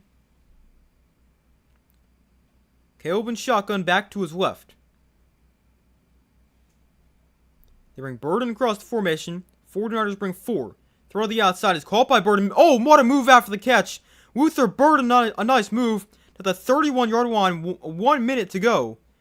And another first down for the Bears. Luther Burden so good with the ball in his hands. Shows it right there. The Bears still have all 3 timeouts. Not using them right here. Williams looks to throw. underneath. That's called by Burden. I call timeout right here. 39 seconds. Looks like they do call timeout. So they do call their first timeout with 29 seconds left. You could have really called one after that last play by Burden.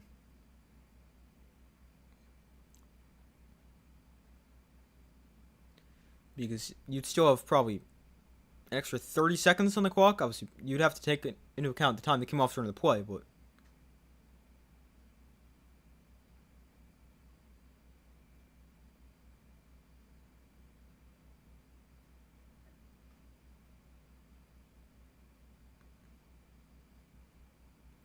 Luther Burden today, 8 catches for 138 yards and a touchdown.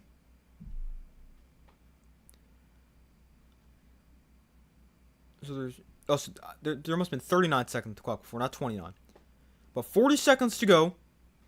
2nd and 5. Williams in shotgun back to his right.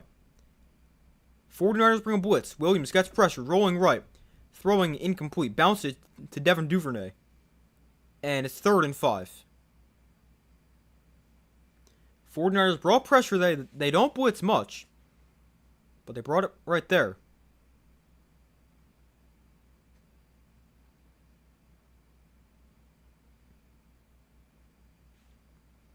Oh, man, he was wide open if you can get that throw right there. But a tough throw with all the pressure.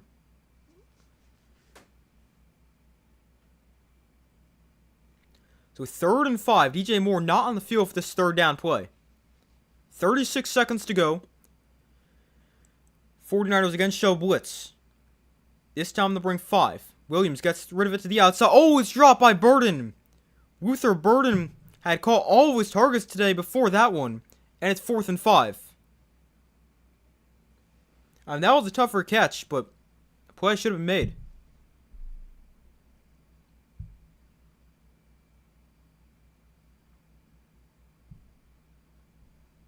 That one's got to be caught.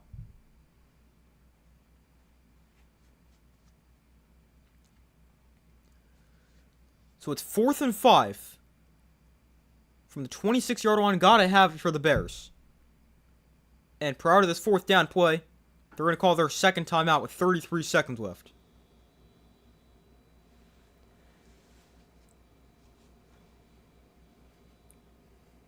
So this is the game right here. Got to have it.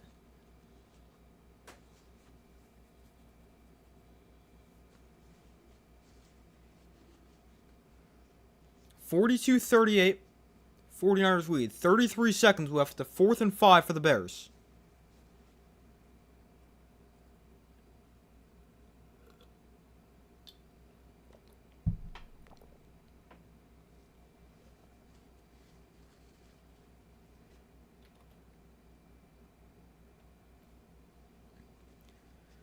The 49ers have brought a couple extra guys the past few plays. Let's see if they do it again.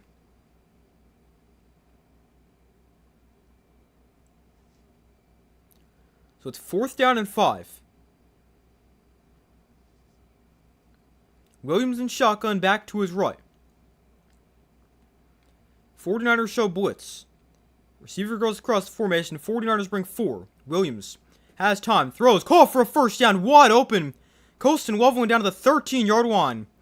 25 seconds left. And a nice 4th down conversion right there for the Bears.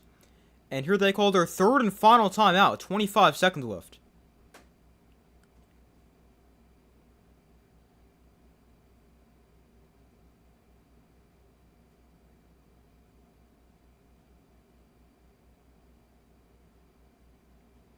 Loveland ends up wide open.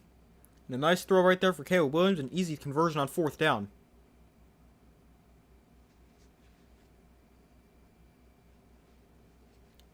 So it's 26 seconds to go. 1st and 10. The Bears now out of timeouts. 49ers still have 2.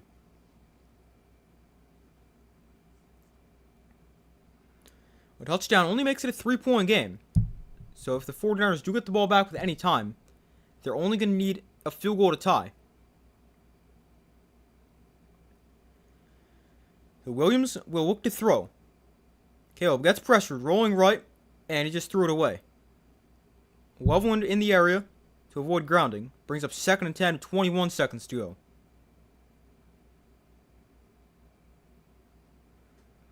I mean, you have time right now where you technically can complete it in the field of play without scoring, have time to get on the line and snap the ball again, but you still want these throws to go to the end zone or be incomplete.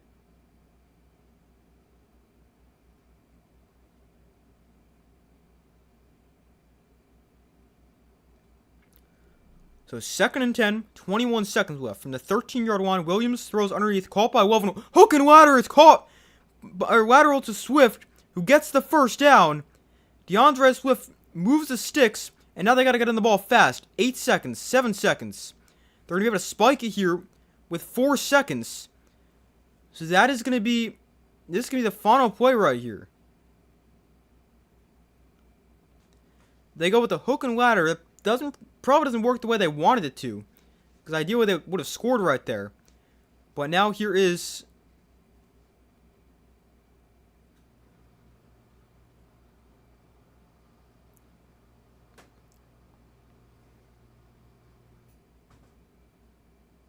here's the game right here.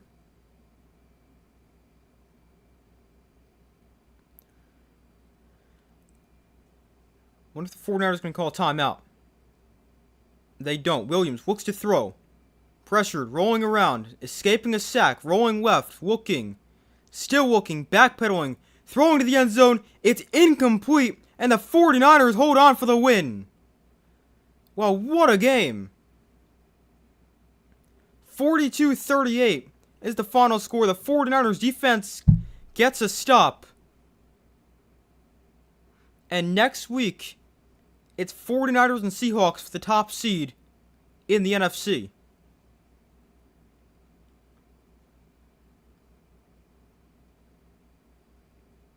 Oh, Luther Burden's down on the field after the play. Hopefully he's okay. He had a great game.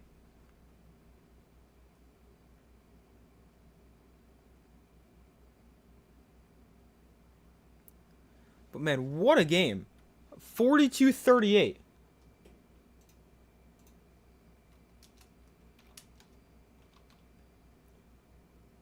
That game was insane. But the Bears, an opportunity for another fourth quarter comeback win. This time they come up just short.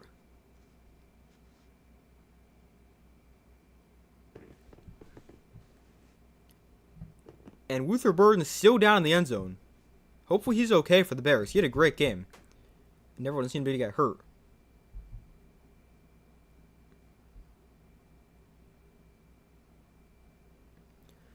So they go back to the 4th down play. And there's just nowhere to go.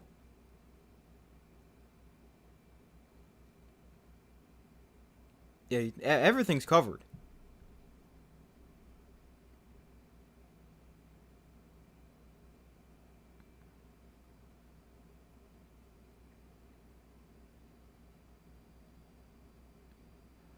I mean, he tries to find a receiver, and almost does. Just can't get enough on the throw because he's fading away.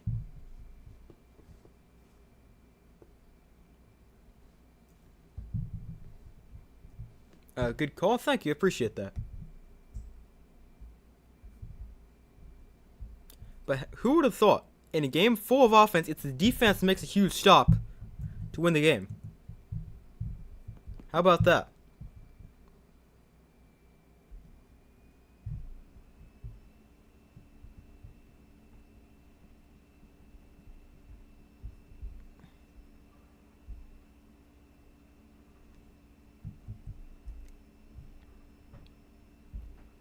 Now, next week's schedule should come out within the next couple minutes.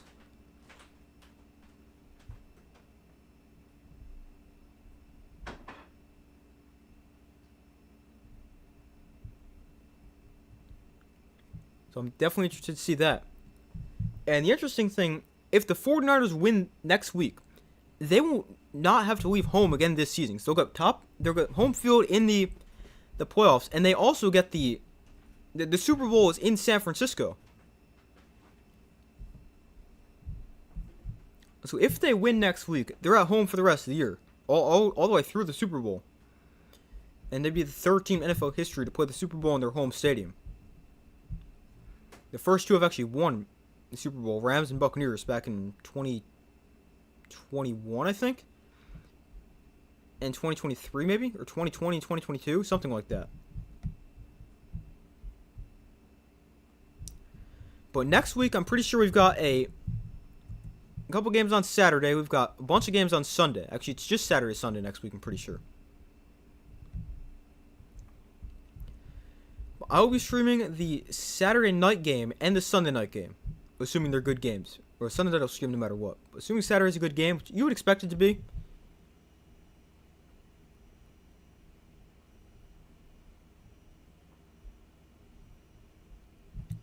But I'm thinking they're probably going to put the 49ers and Seahawks Sunday night. That would make the most sense. Obviously, you never know, but you would think for the top seed in the conference, they did that last year too with the Vikings and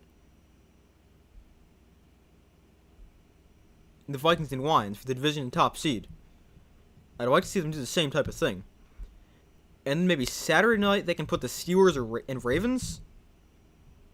That could be good.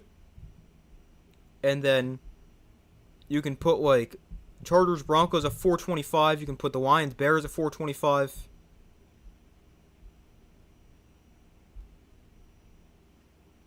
And maybe Panthers, Bucks at 1. I don't know.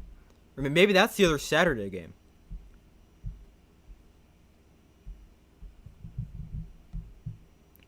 But I think that would make the most sense. The schedule should come out within the next couple minutes, so I just want to see what it is. And then I'll let you guys know what the plan is for next week. Well, either way, I'll be streaming Saturday night and Sunday night next week. There's no Monday night game.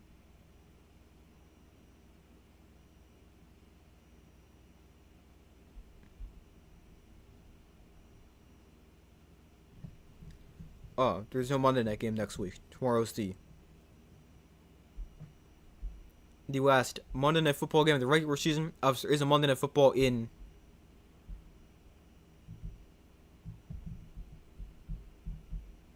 the playoffs. Oh, here we go. Next week, we've got Buccaneers, Panthers, and 49ers, Seahawks on Saturday. And then Sunday night, we've got... We haven't seen the Sunday night slate yet. But we got Panthers, Buccaneers, and Seahawks, 49ers Saturday. I'll be streaming Saturday night for Seahawks, 49ers for the top seed in the NFC and the NFC West. Then Packers, Vikings, Browns, Bengals, Colts, Texans. They took the way before I can read it all. Sunday afternoon of 4:25 games. We got Chargers, Broncos, Chiefs, Raiders, Commanders, Eagles, Jets, Bills, Dolphins, Patriots, Cardinals, Rams, and Lions, Bears. And that leaves Ravens, Steelers for Sunday night.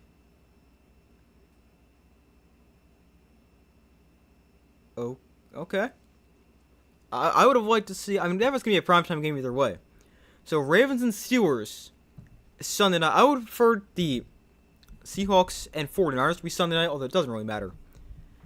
But next Sunday, we got the Ravens and Steelers for the division and the playoff spot on Sunday night.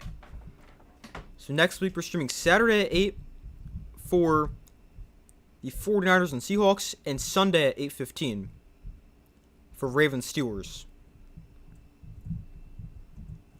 But that's the plan for next week. That's where I'm going to end this week's stream. Thank you guys for watching. Be sure to like the stream, subscribe, turn notifications. I do my best to post as often as possible. I'll be live tomorrow for Monday Night Football. Got a lot of content on the way. But thank you guys for watching. Hope you guys enjoyed the stream. Be sure to like, subscribe, turn notifications. I do my best to post as often as possible. Hope you guys have a great rest of your day or night, and I'll see you guys in the next video.